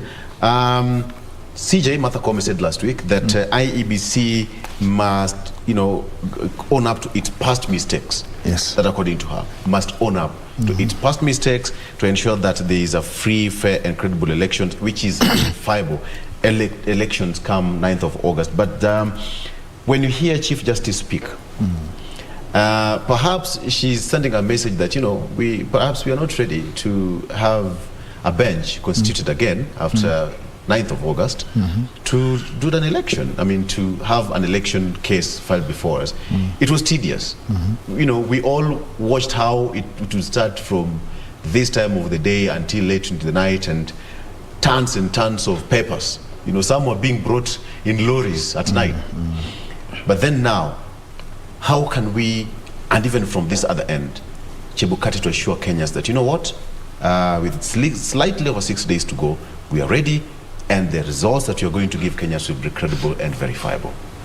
There's a Latin term that says, veritas nunquam perit. That means the truth never perishes. Meaning IBC, like she rightfully said, IBC in the past has failed in certain issues. Yes. That is number one. So how they maneuver around that is very important. You see, the matter of whether a presidential petition will be filed or not, I'll tell you for free, he's an advocate as well, he'll tell you, there will be a petition. With these politicians that we have, a petition is likely going to be there because they will never accept defeat. You can even see the nomination exercise, how it went, all right? Yes. So at the end of the day, what IBC has right here is a tall order. Like he said, if it was any other issue, they will be paying costs. And I think that should be a threshold, because at the end of the day, they need to make sure this exercise is, it can't be 100% for sure. Of course, but there should be the margin of credibility. The margin should be so high that anyone trying to issue a contest agrees that this thing, I couldn't have won this thing. It's like the 202. Nobody says 202 was clean. It wasn't clean, 100%. But the margins that were there clearly showed that the president currently had lost. You realize? And that is what IBC needs to focus on.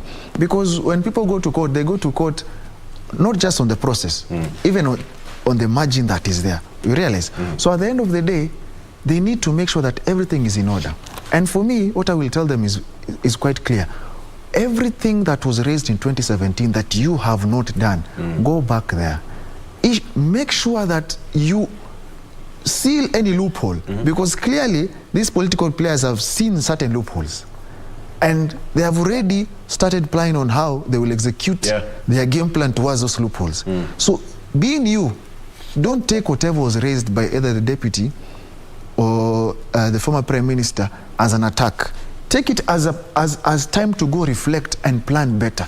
Because if not, you will be back in court after wasting taxpayers' money and then take people back to an election. Noting that, for example, we have children who still have school to go to, lives have to continue, right? So you will disrupt an entire system because of something that, like he said, they work for Kenyans, not for those politicians. So they need to make sure that they give us an election that is free, fair, not just for the politicians, but for us. Because when you wake up to vote, that is your right to executing your right. Absolutely. So that right must count, so that you are a candidate and you either lose fairly, or if it is unfair, you seek legal redress. Now, you see, on the let me just say something about the integrity issue said. You see, you also need to raise the leadership and integrity threshold in Kenya. Because you see, there are instances where person X is cleared, person Y is not cleared.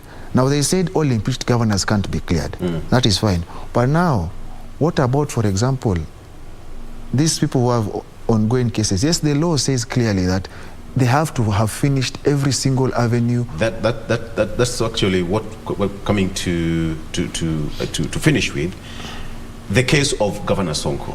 All right, as we clear that one of IEBC, all right, we put it aside because now we wait and see, because the advocate said that he'll make public all the findings of the report and invite all the presidential players, and he requested all of them to appear in person so that they can clear all the questions raised. And by the way, the register the list will be out, it will be compiled, a gazette notice will be done on 9th of this month, and thereafter that will give them now time to start the printing of ballot papers in the next 2 weeks. So as we finalize this, Governor Sonko, the issue of impeachment, it's an issue that somebody would argue that, when somebody is impeached, it's an ongoing case, he filed a petition in court, he should be allowed to continue with the political process, what have you.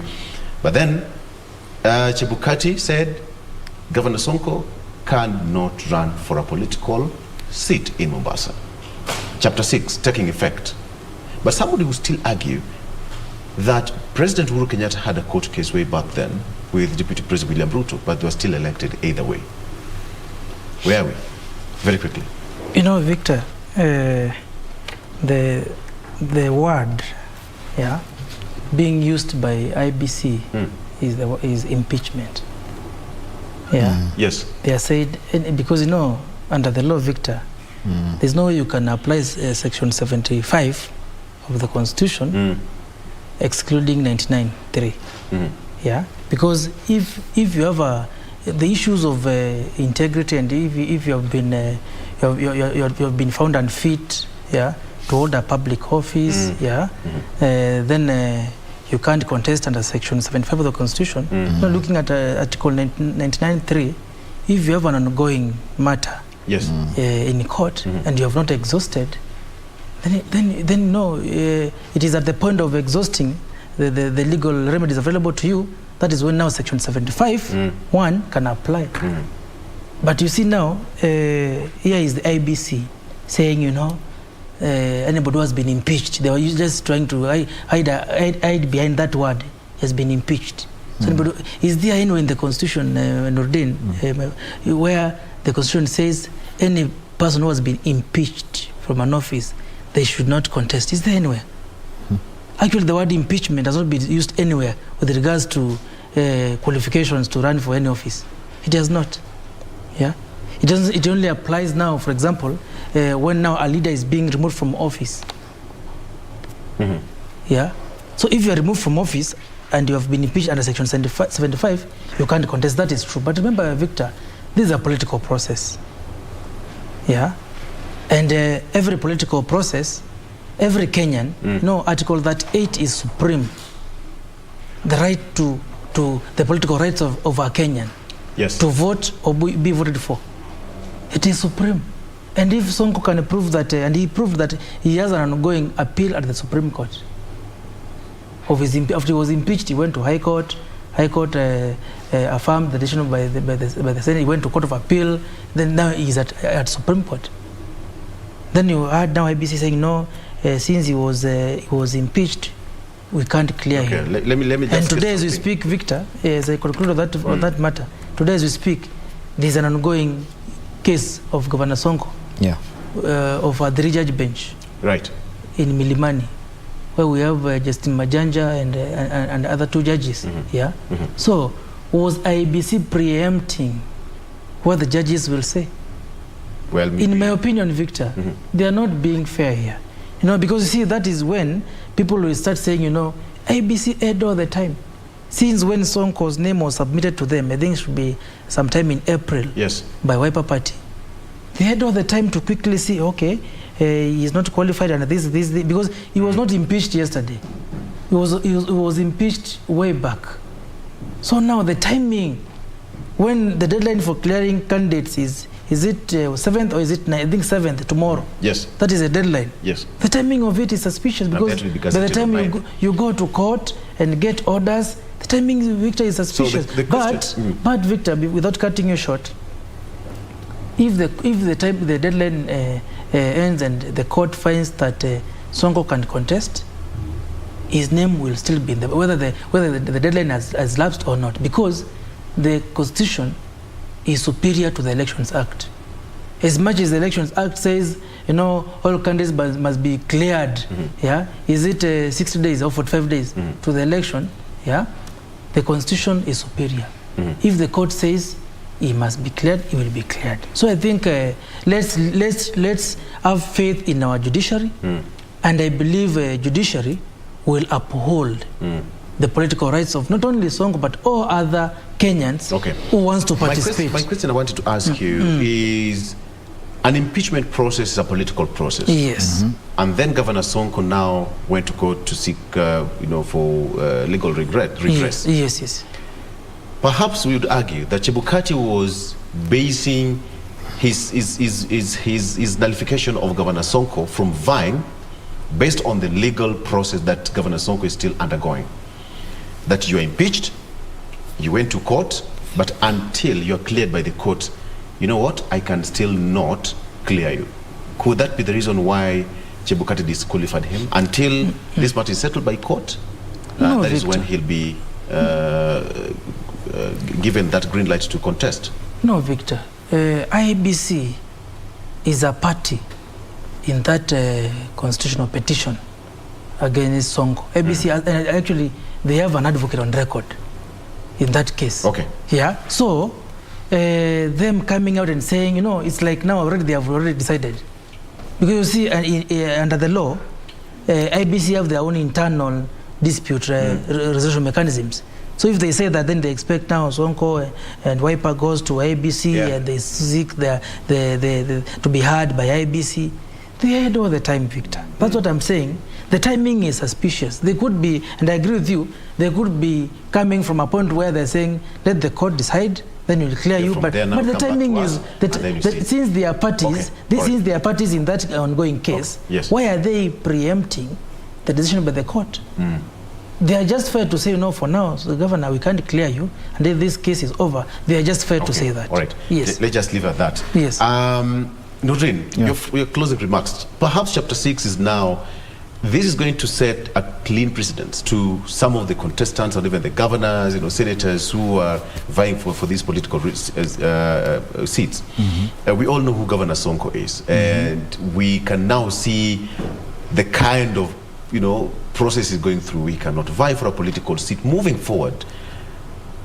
Is it a clear signal that, hey, you're running for that political office, but you must be so keen and take care of this Chapter 6 in that booklet called the Constitution? You see, that's the threshold for anyone seeking office. You see, that is number 1, Chapter 6 of the Constitution. But if you look at the first term, most of the governors had cases all over flying around. Now, you see, the problem is how we started this Constitution, all right? By virtue of how the deputy and the president were having a case outside. the country. People here say that they cannot run, then they won. That is what the defense Sonko is using, that they actually had cases against humanity. Now you see, for example, like you just rightfully said, we had so many governors in the first term who had cases. Now in IBC, what they're using Article 75(3). Dismissal from office, courtesy of integrity. Now they're saying you can't hold any office. Now you see that now that is subject to interpretation, because also in impeachments, like we rightly said, impeachments are political. You can be as clean as they come, but because we want to finish you politically, you make sure I impeach you before you finish your term, because now I'll try and make sure Article 75 applies because you have been dismissed. So the law as it is, for example, the Constitution, it does have loopholes, and these are certainly loopholes that we are seeing, which we need to find how we are going to tighten them, because anything in politics is either pre-planned or actually an execution. Yes. So at the end of the day, I believe the law needs to apply equally. If, for example, we are trying to fight corruption, and I'm seeking office, all right? I'm in the office right now and I have issues. Yes, I have to, the law says I have to exalt every single avenue that I have. But if I have issues of impropriety and what have you, right, and then person X has the same issues, but I get cleared, is not cleared. You see, that clearly shows there is a problem somewhere. So moving forward, the law must apply equally to everyone. Otherwise, we'll be talking about how we're fighting corruption, and that will be like how you work in Naivas in a quick mat uniform. It can never work, you get me?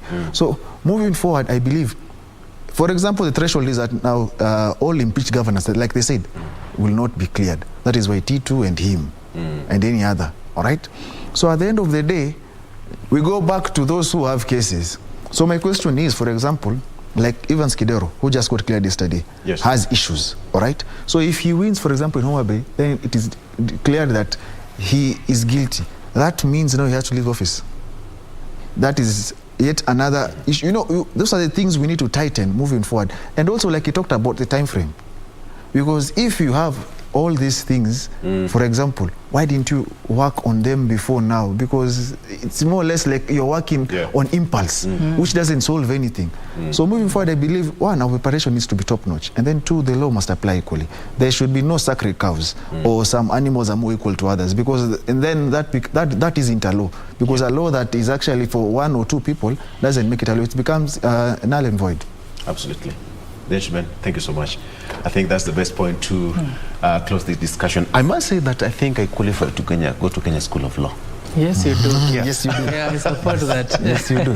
Courtesy of the two gentlemen. Thank you so much for coming to the show. That is Nurdin Kahai as well as Kevin Katisia. Very brilliant heads. We've just discussed matters, politics, and what transpired over the week. Remember, clearing of candidates ends tomorrow, and then the Gazette notice will be out on 9th as per the IEBC timeline. Let's wait and see how that will pan out. Thank you so much for being a part of the show. My name is Victor Lo. We are taking a break, but the show continues at the other side of the break. Good morning.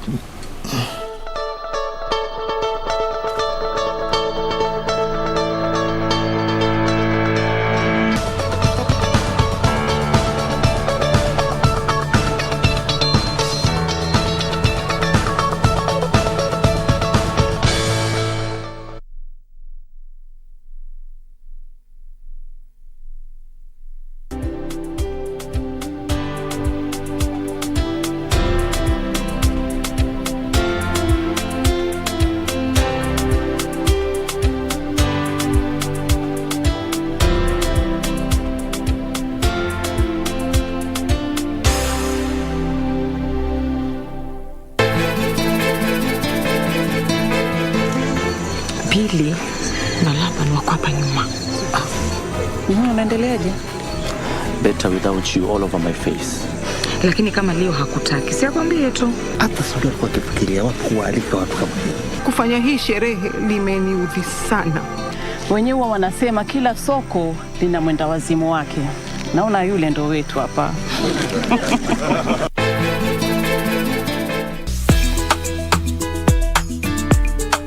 Wewe ni nani? Kwani wewe ndio nani? Uko na fidha? Uko na makoloni?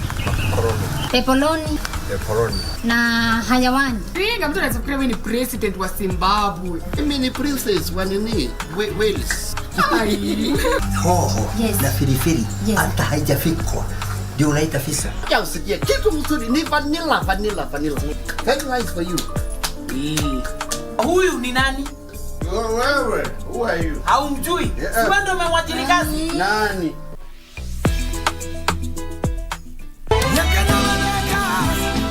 But how did you find him? Adrian found him. Adrian? You got away with it, didn't you? Child will no longer be able to know his father. My child will no longer have a father. Why did you tell your father that you're now pregnant? But you come back. How I wish you had already been lost forever and never had come back to this house again. If the child is not yours, why did you agree to be the father? My dad committed suicide.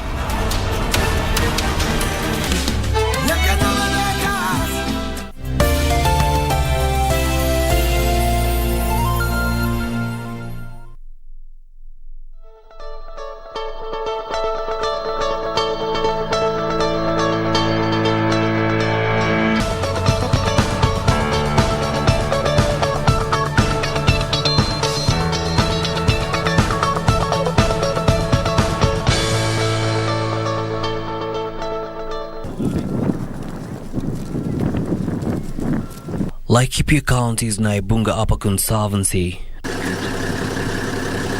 a region densely populated by pastoralists with livestock being their main source of livelihood.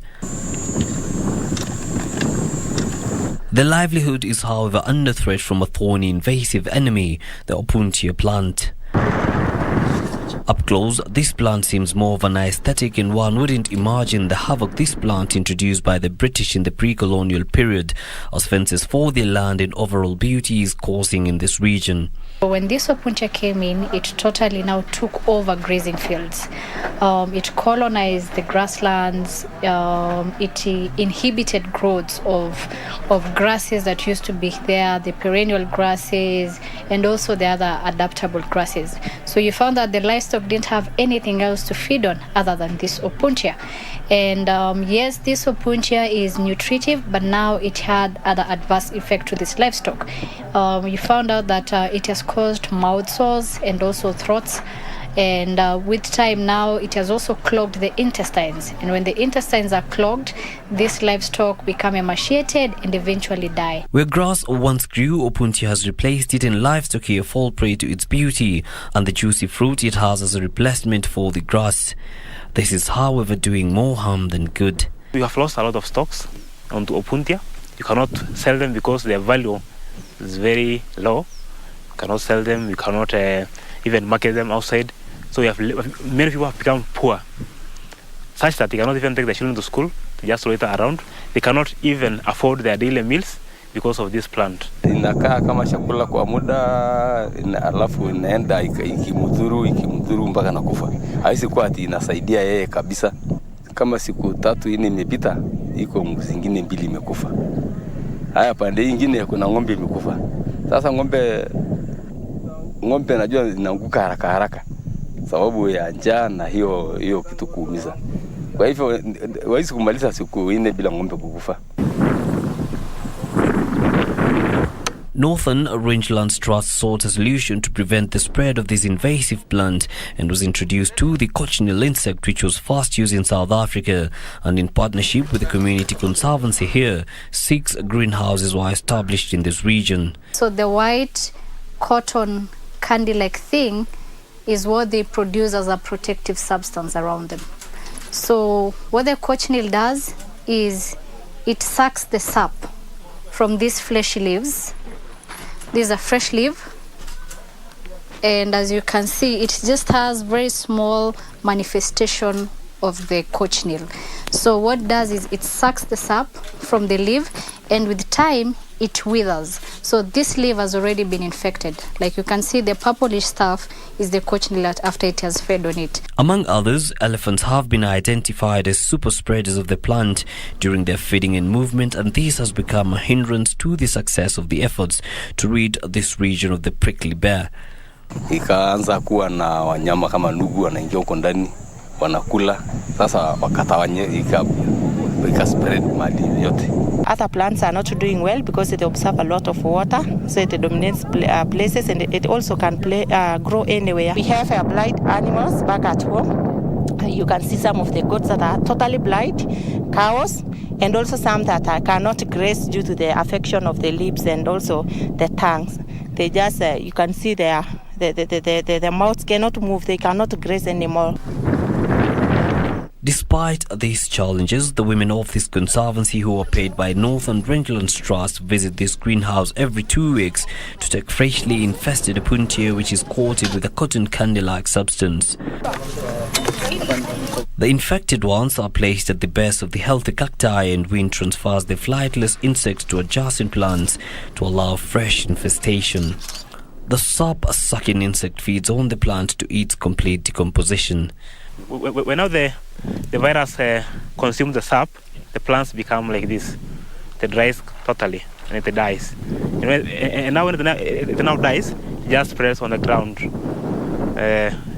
by itself, having no any other much effects to livestock and human beings. It is working very nicely, especially in dry season. Like you visit some places like just the 40 acres of Twala, we actually eradicated completely because we can cut and also dig to get the roots, and then we place in one place, and then we take the cochineal and put on top of it, and it completely dry off.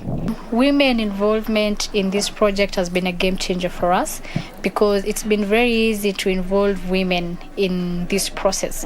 One, because they were readily available and they're also passionate about this project. And when these livestock come back home in the evening, it's the women's time that are taken when they're removing the clotches from the eyes, the cloud dots from the mouth and all that.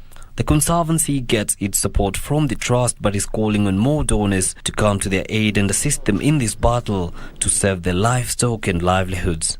The women in this Conservancy are committed to reclaiming back their land in hopes that where the Opuntia plant grows today, the grass for their livestock will grow in the future days. Isufar reporting for KBC Channel 1 from the Naibunga Conservancy, Laikipia County.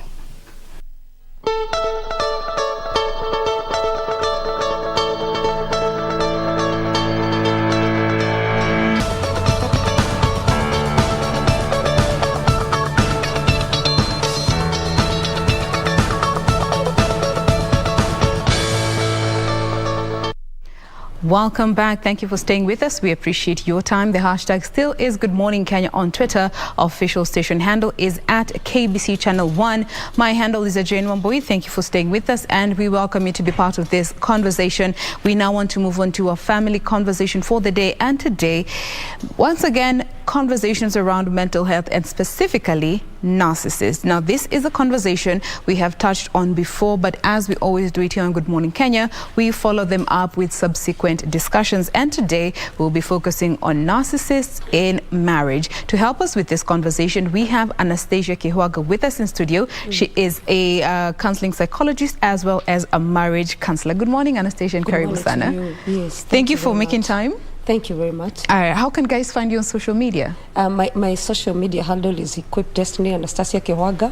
My Twitter handle, it's Equip Destiny, and even my Instagram, it's Equip Destinies. All right, fantastic. So questions, comments, clarification, shoot them through hashtag Good Morning Kenya. Now, this term narcissist, we have talked about it. We find it on social media. We throw it around casually, especially with the young people. Yes. But let's just start with setting the record straight with what it really means from a professional point of standing. When you talk about a narcissist, what kind of characteristics define this behavior of a person? Thank you very much. And once again, I want to thank KBC for always being there to help people on matters mental health. Today, we are going to talk about narcissist in a setup of a family and this matter in marriage. I want to say that a narcissist, we have explored many factors surrounding a narcissist, and one, we have realized it's like a mental health condition. And this mental health condition, it can be characterized like by somebody who has a characteristic of being manipulative, And for your information, Wamboi, yes, somebody can be a man or a woman can be a narcissist. So it's either, you know, it's what I've been finding in the social media. It's like the man is the one who is a narcissist most of the time. Yeah. But there are women who are narcissists. How do we become a narcissist? Sometimes it's because of childhood trauma, where you've been born and brought up. If you're born and brought up by a narcissist, you'll also become a narcissist. What are some of the characteristics of a narcissist? Number one, they're very manipulative. They always control. They are very controlling and very manipulative. Number two, about the narcissist, they also, you learn their show as opposed to you being independent. And you know, in marriage, there has to be always that space whereby there is that freedom. Yes. I have my, not like my own lights, but there is that space whereby there are things that we're doing together, but there are things that we can do apart. Yes. But in we will find that they are very manipulative. They want to learn the show. Again, they have the gradusity, what we call gradusity. They want to be high and above there. And again, if I come to the life of a narcissist, it's not me again. It's me. I'm in their image. It's like I have to disown me to be in their image because you broadcast their image. Another characteristic of a narcissist, they will learn more about you and they use your weakness against you. Yes, against you. Okay. They are also very good in gaslighting, and when it comes to gaslighting, it's always, they are critical. They use your words against you. And then those words becomes a point of blame shifting. They are very good in shifting blames. It's like, I have done something, but again, you're the one who made me to, like now, if there is a separation in a narcissistic family, they will always blame the one who, like if it's the wife who has gone, they will say, I entered into infidelity because you left, because always you've been playing denied. the victim. Yes, they make the other person play victim. Why? Because one of the things that I've noticed about narcissists, they are not at peace within themselves, but again, they don't want to address it, so they put a facade which is masking them all through, because one thing that you need to realize in narcissists, they live in denial. Yes. Because once that's why they're always projecting. Yes. And by the way, that's another characteristic of a narcissist. Yeah. They project feeling to others. They want kufilisha wale wengine. It's like, and unfortunately themselves, they don't know. But once they act like a sadist and they don't know they're acting like that. Okay. Why? It's because there is a lot of anxieties within them, because there is a picture they want to maintain. If you're in a narcissist family, there is a family picture you need to portray, whereby I want my children to become doctors, not because I'm a doctor myself, no, but because I want that image to be outside. They consider outside image rather than the inside image. They also ensure that their partner lose the sense of confidence. And when you lose the sense of confidence, you don't have a voice. It's like they have a way of muting your voice. Why? Because where there is control, remember in narcissist family, there is a lot of control. And where there is control, we usually say abuse is inevitable. Okay. And therefore, abuse comes again. Now, let me ask you, when we talk about narcissists and narcissism, there could be a situation where both the couple are exhibiting these traits, but in most of the cases, it's usually one partner that has this narcissistic tendency. And we're living in a time where so many young people are living together even before marriage and all that. Can a relationship or marriage with a narcissist actually survive? I can say yes, it can survive. Why? Because if it's a condition, if you go through help, if somebody is willing to be helped, again, is that person willing? That is number one, if it is going to work. So it's a yes and no. So if they have to acknowledge that they have certain characteristics that are disadvantage to the other partner. But now that's one of the biggest challenges that, from what you have mentioned, that narcissists deal with. They don't own up to their own shortcomings. Number one, narcissists, and that is why they're hooking up the young people. Narcissists, they have a very sweet tongue. They're very alluring. They will use words that are very welcoming. And by the way, you never know a narcissist when you're relating, or if you haven't given yourself time, because by the time you know them, they have already hooked you up. Again, most of the time you realize that if you're a young person, these nurses, they will tell you that I have been in a relationship and this relationship didn't work because the other person, you know, it's about the other person. And you don't address the other person. And I usually ask these young girls, especially those who are dating people who are narcissistic, how comes you get a man who has a very good, very bad wife, and I mean, he's very good, him as a person, and this man is very good, or this lady is very good, but there is a very bad lady who has left a very good man.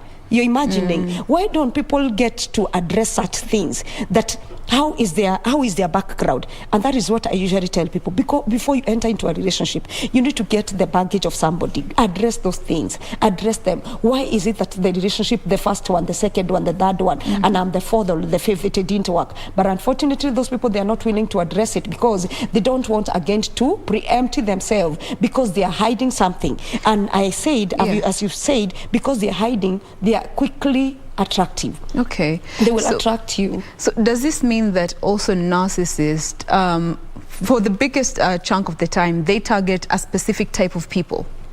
Do they have a specific type that they go for? Again, that is another question. When a narcissist approaches somebody who is also having trauma and they have their own baggage, there is those things that we call trauma boarding. They board very easily. Yes. I'm emotionally empty. I'm looking for somebody to fill me up. And for the little space that we have together, we are able to like feed one another. Again, you become drained because they are drainers. Narcissists, they can drain you emotionally. Why? Because they will, like, after masking, you know, you can pretend for a while. Yes. And then your real you comes the veil out. comes off. The veil comes off. Unfortunately, if you're a young girl, you're coming from a very vulnerable background, you have trauma, childhood trauma, you have not dealt with, you are likely going to get attracted to somebody, not because you love them, but because you have those trauma boards. I am hurting from inside, you're hurting from inside. I never told you I'm hurting, but I saw a beautiful girl who is very attractive, whom I can control. Especially a narcissist looks for somebody who is controllable. Kama wewe ni kichwa ngumu, kidogo, and that is why the narcissist will always tell you, lazima hapa kusikue na wanawake wawili. Kukue, it's either you obey or you kusikue na wanawake wawili, if it's a man. And if it's a woman, they're also very controlling. This side, I want to balance because we have been like putting a feminist nature on narcissists, whereby it's like the women are the ones suffering. I want to let you know that even women can also be narcissists, and they're very controlling. And what do? They look for somebody who is, they are likely to control. And how is somebody controlled? If they are vulnerable, number one. If they have not been dealing with their childhood trauma, if they have a baggage, if they have an abuse. If you have a record of abuse, you are likely to be attracted by somebody who is like your father. Like if my father was a drunkard. Have you ever noticed that there are those patterns that I get attracted to my background? Unfortunately, before you know it, you get so emotionally drained. And that is how you start losing it. Because these people, they are very good in controlling. And they control somebody who is vulnerable. Why? What do we mean by vulnerable? I am already empty. And sometimes, and that is why narcissists, again, they don't like somebody working. Now, we find so many people staying in toxic relationships. Yes. Are these trauma bonds the reason as to why some people actually stay in these relationships? Yes, there's violence, there's verbal abuse, psychological abuse, even financial abuse, but they just don't want to leave these relationships. Number one, a narcissist, they never allow you to work. And if they allow you to work, you have to account like for every coin. Most of the people who are living in narcissistic families, they are not, you will find that somebody will tell you, why are you working? I'll be supporting you, I'll be giving you everything. And everything is food. Everything is paying for the education. Everything is paying for house rent. But the the basics. But they are forgetting me as an individual. I need to do I need to do my nails. I need to do my personal effects. Whereby I can't be asking you for every coin.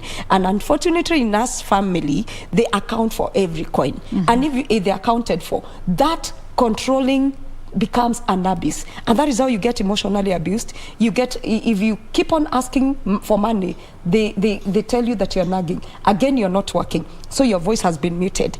You see, and that is how you get to ask yourself, if it's an exit plan that you want to leave and to vacate from this relationship, where are you going to go? You don't even have a house rent for 1 month. You don't have any income. And maybe when you look at your background is one thing.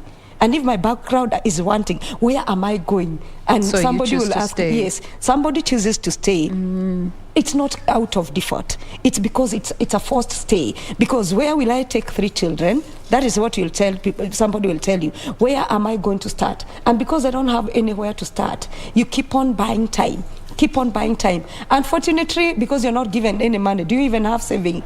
Unfortunately, we don't encourage that. But we encourage somebody before you enter into it. Can young people take their time? Buy your time. This early and instant plans whereby I want to fix, like I have gotten somebody, I have not them for 1 month, and I want to be like in marriage with them. You cohabit with them. This person, you don't know them, number one. And unfortunately, some of the girls, they're entering into this because it's like an escape plan. I don't have money, and this man can feed me for a few months. So let me join him. By the time you know them, it's very late. You're already pregnant. Like somebody will tell you, by the time I knew what kind of a man I had in the house, I was already pregnant. By the time I knew how the kind of a man I have in the house, I had 2 kids. And you're confused where to start again. Okay. Because already it's not working.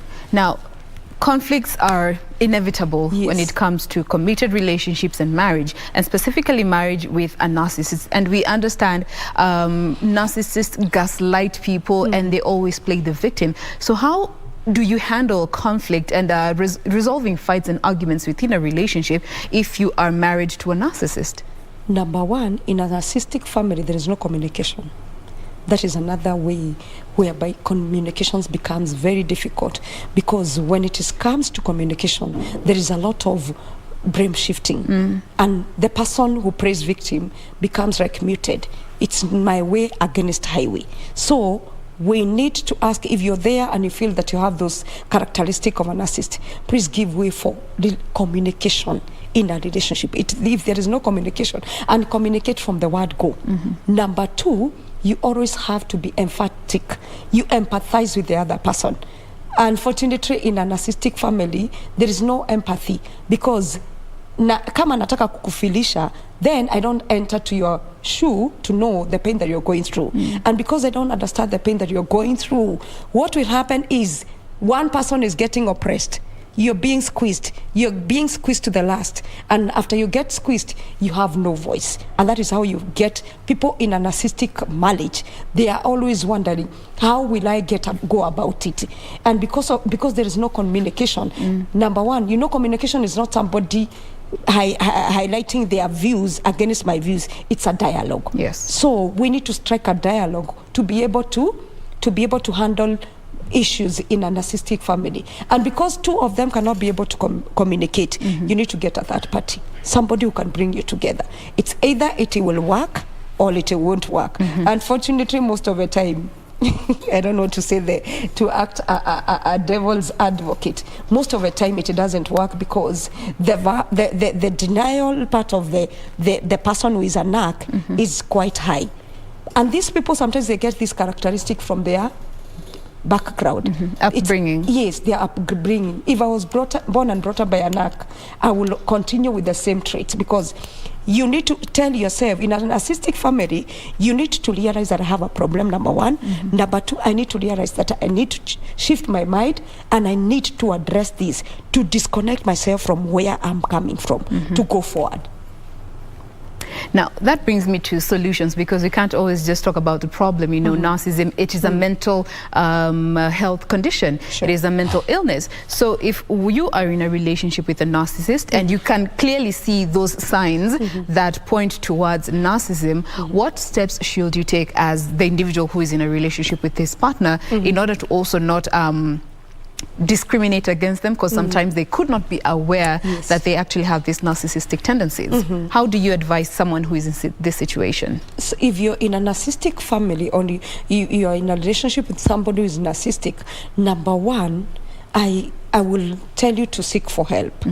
Because if you don't seek for help, the other partner, you as a partner, the narc and the partner, they both become mentally ill. So you as the partner who is in a relationship with a narcissist, yes, seek help for yourself first. For yourself first. And then schedule, look for a way that you both can be helped.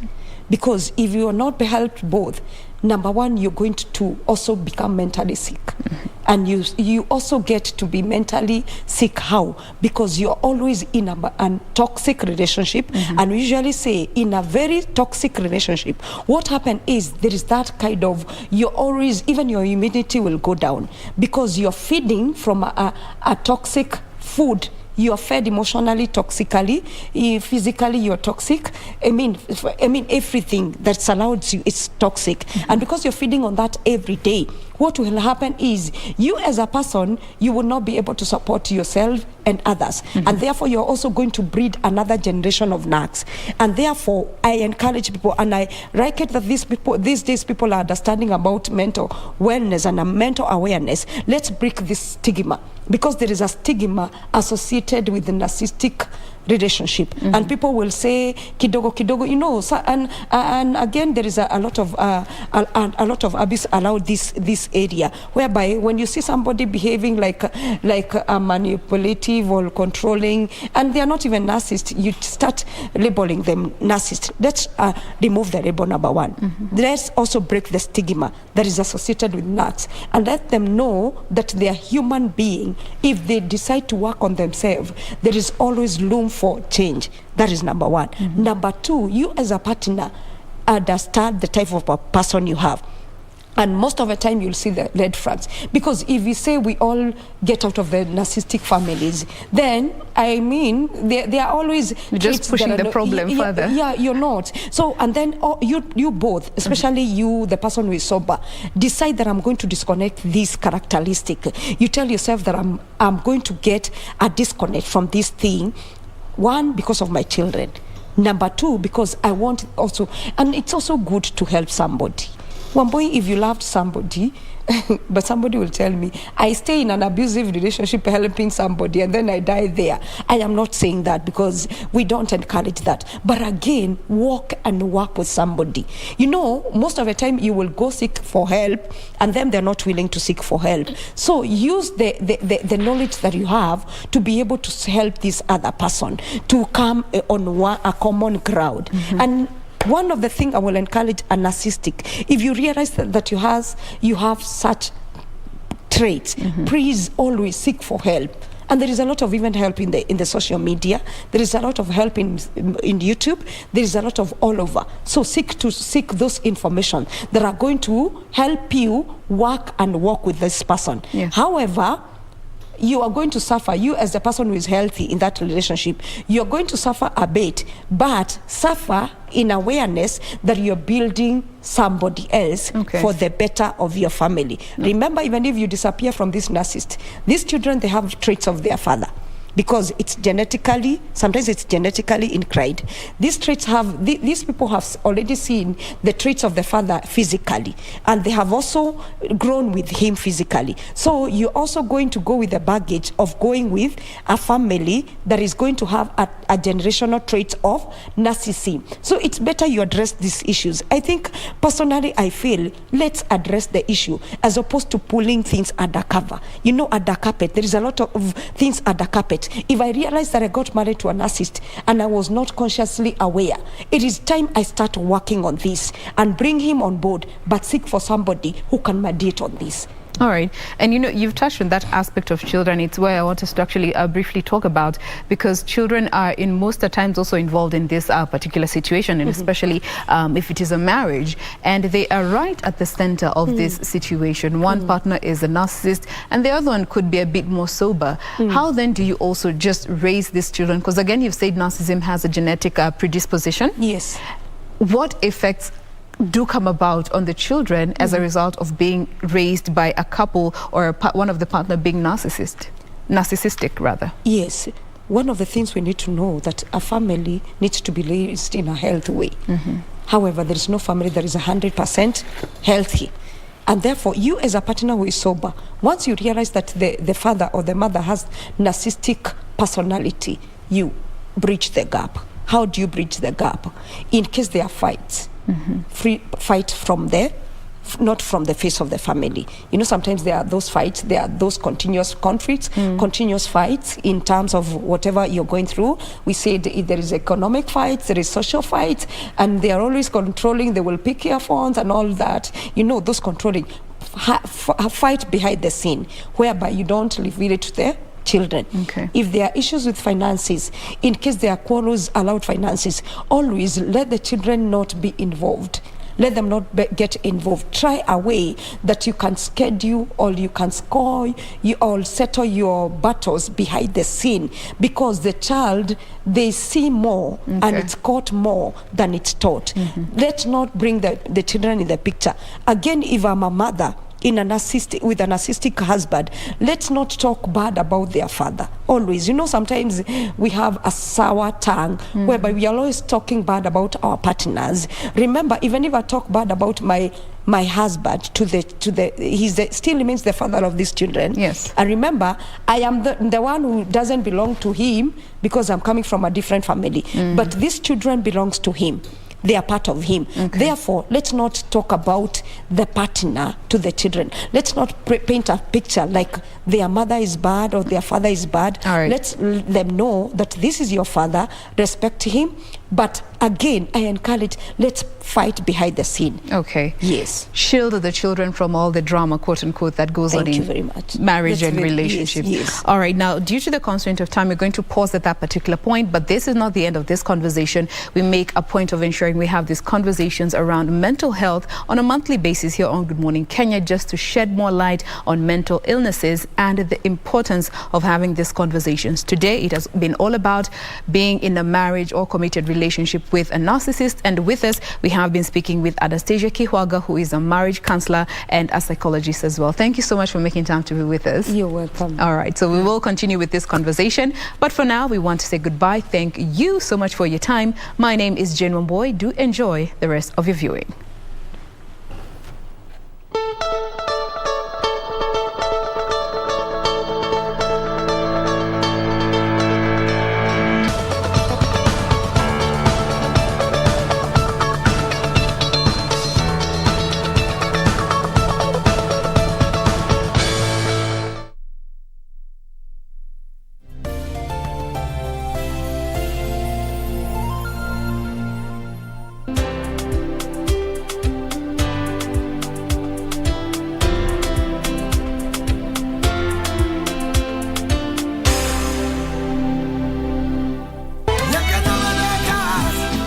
But how did you find him?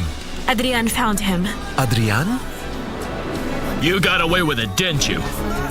Child will no longer be able to know his father. My child will no longer have a father. Why did you tell your father that you're now pregnant? But you come back.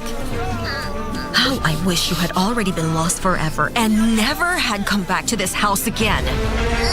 If the child is not yours, why did you agree to be the father? My dad committed suicide.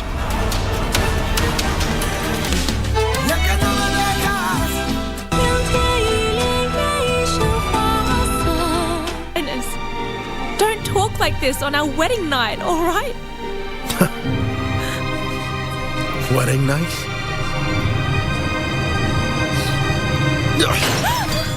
Are you willing to follow my lead?